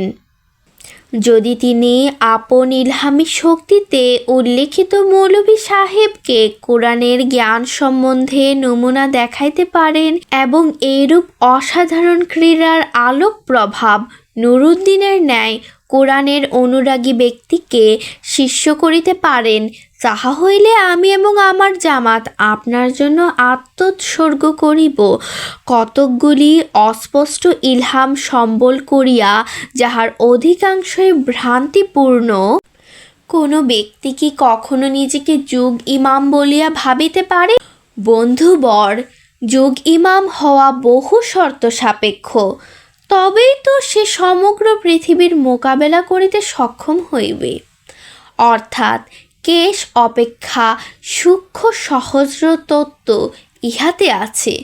যে কেহ মস্তক মুণ্ডন করে সেই সাধক হয় না। আমার প্রিয় মুলহাম বন্ধুর নিকট সচরাচর ইলহামি বাক্যাবলী অবতীর্ণ হয় বলিয়া যেন ধোকায় পতিত না হন। আমি যথার্থতই বলিতেছি, আমার জামাতে এরূপ ইলহামপ্রাপ্ত এমনও লোক রহিয়াছেন যে তা কাহারও কাহারও ইলহামের সমষ্টিতে একটি পুস্তক হইয়া যাইবে। সৈয়দ আমির আলী শাহ প্রতি সপ্তাহান্তে এক পাতা কাগজে তাহার ইলহামগুলি লিখিয়া পাঠান। কতিপয় মহিলা আমার এই কথার সাক্ষী, যাহারা আরবীয় একটি অক্ষরও পাঠ করেন নাই, অথচ তাহারাও আরবিতে ইলহাম পাইয়া থাকেন। আমি বিস্মিত হই যে তাহাদের ইলহামে আপনার তুলনায় ভুল ভ্রান্তি কম থাকে। গত 1898-এর 28শে সেপ্টেম্বর তারিখে তাহাদের একজনের কতকগুলি ইলহাম তাহার আপন ভ্রাতা ফতেহ মুহাম্মদ বজদারের নিকট হইতে আমি পত্রের মারফত প্রাপ্ত হইয়াছি। এই প্রকারের ইলহামের অধিকারী আমার জামাতে অনেক আছেন। এই শ্রেণীর একজন লাহোরে আছেন। কিন্তু এরূপ ইলহাম লাভের কারণে কি কেহ যুগ ইমামের বয়াত উপেক্ষা করিতে পারে? কাহারও নিকট বয়াত করিতে তো আমার কোনো আপত্তি নাই। বয়াতের উদ্দেশ্য হইতেছে আধ্যাত্মিক জ্ঞান ও ইমানের শক্তি বৃদ্ধি। এখন আপনি বলুন, বয়াত দ্বারা আমাকে আপনি কি জ্ঞান শিক্ষা দিবেন এবং কোরআনের কোনো তত্ত্বকথা শুনাইবেন? আপনি আসুন এবং ইমামতের প্রকাশ জৌলুস দেখান, আমরা সকলেই বয়াত করিব। মাননীয় উপদেষ্টা যদি আসেন, তাহা হইলে তাহার জন্য চক্ষু এবং হৃদয় পাতিয়া দিব, কিন্তু আমাকে কেহ বুঝাইয়া দিন যে তিনি আমাকে কি বুঝাইবেন। আমি ঢাকের নিনাদে ঘোষণা করিতেছি যে খোদা আমাকে যাহা কিছু দিয়াছেন, উহার সবই ইমামতের নিদর্শন স্বরূপ দিয়াছেন। যে ব্যক্তি এরূপ ইমামতের নিদর্শন দেখাইবে এবং প্রমাণ করিবে যে মর্যাদায় সে আমার উপর শ্রেষ্ঠতর, তাহা হইলে আমি তাহার নিকট বয়াতের জন্য হস্ত প্রসারিত করিয়া দিতে প্রস্তুত। কিন্তু খোদার প্রতিশ্রুতি কখনো টলে না, তাহার মোকাবেলা করিবার ক্ষমতা কাহারও নাই। প্রায় 20 বৎসর পূর্বে বারাহিনে আহমদিয়া গ্রন্থে এই ইলহামটি লিপিবদ্ধ হইয়াছে। অর্থাৎ পরম করুণাময় অযাচিত অসীম দানকারী যিনি কোরআন শিক্ষা দিয়াছেন, যেন তুমি সেই জাতিকে সতর্ক করো যাহাদের পিতৃপুরুষগণকে ইতপূর্বে সতর্ক করা হয় নাই, এবং যাহাতে অপরাধীদের পথ সুস্পষ্ট হইয়া যায়। তুমি বলো, আমি আদিষ্ট হইয়াছি এবং আমি মুমিনদের প্রথম। এই ইলহাম অনুযায়ী খোদা আমাকে কোরআনের জ্ঞান দান করিয়াছেন এবং আমার নাম প্রথম মুমিন রাখিয়াছেন। তিনি আমাকে সমুদ্রের ন্যায় মারেফত এবং তত্ত্বজ্ঞানে পূর্ণ করিয়া দিয়াছেন এবং বারবার ইলহাম যোগে আমাকে জানাইয়াছেন যে বর্তমান যুগে ঐশী জ্ঞান, ঐশী প্রেম, তত্ত্বজ্ঞানে আমার সমকক্ষ আর কেহ নাই। আমি খোদার নামে শপথ করিয়া বলিতেছি যে আমি মল্লযুদ্ধের ময়দানে দণ্ডায়মান। যে কেহ আমাকে গ্রহণ না করিবে অবিলম্বে মৃত্যুর পরে সে লজ্জিত হইবে, আর এখন সে আল্লাহর অকাট্য যুক্তির নিচে দণ্ডায়মান। বন্ধুগণ, পার্থিব বা ধর্মীয় কোনো কাজই যোগ্যতা ব্যতিরেকে সাধিত হয় না। আমার স্মরণ আছে, এক ইংরেজ বিচারকের সম্মুখে সম্ভ্রান্ত বংশীয় এক ব্যক্তিকে তহসিলদারি চাকরির জন্য উপস্থিত করা হইয়াছিল, কিন্তু সেই ব্যক্তি একেবারে অশিক্ষিত ছিল, এমনকি উর্দু পর্যন্ত জানিত না। ওই ইংরেজটি বলিলেন, আমি যদি তাহাকে তহসিলদার নিযুক্ত করি, তাহা হইলে তাহার স্থলে মোকদ্দমা নিষ্পত্তি করিবে কে? আমি তাহাকে 5 টাকার বেশি বেতনের চাকরি দিতে অক্ষম। অনুরূপভাবে আল্লাহ তাআলাও বলিয়াছেন, আল্লাহ তাআলা জানেন রেসালাত কোথায় ন্যস্ত করিতে হইবে। সূরা আনআম 125 নং আয়াত। নবুয়াতের দায়িত্বপ্রাপ্ত ব্যক্তি যাহার সম্মুখে সহস্র সহস্র শত্রু মিত্র প্রশ্ন এবং আপত্তি লইয়া উপস্থিত হয়, তাহার কি এটুকুই মর্যাদা যে কয়েকটি মাত্র ইলহামি শব্দ তাহার সম্বল হইবে এবং তাহাও প্রমাণবিহীন? আপন ও বিরোধী জাতির সকলেই কি ইহার দ্বারা স্বস্তি লাভ করিতে পারিবে? এখন আমি এই প্রবন্ধ শেষ করিতে চাই। যদি ইহাতে কোনো শক্ত কথা বলা হইয়া থাকে, তাহা হইলে আমি প্রত্যেক পাঠক এবং আমার মুলহাম বন্ধুটির নিকট ক্ষমা প্রার্থনা করিতেছি। আমি কেবল সৎ উদ্দেশ্যে কয়েক ছত্র লিখিলাম। আমার এই বন্ধুকে আমি মনে প্রাণে ভালোবাসি এবং প্রার্থনা করি যেন খোদা তাহার সহায় হন।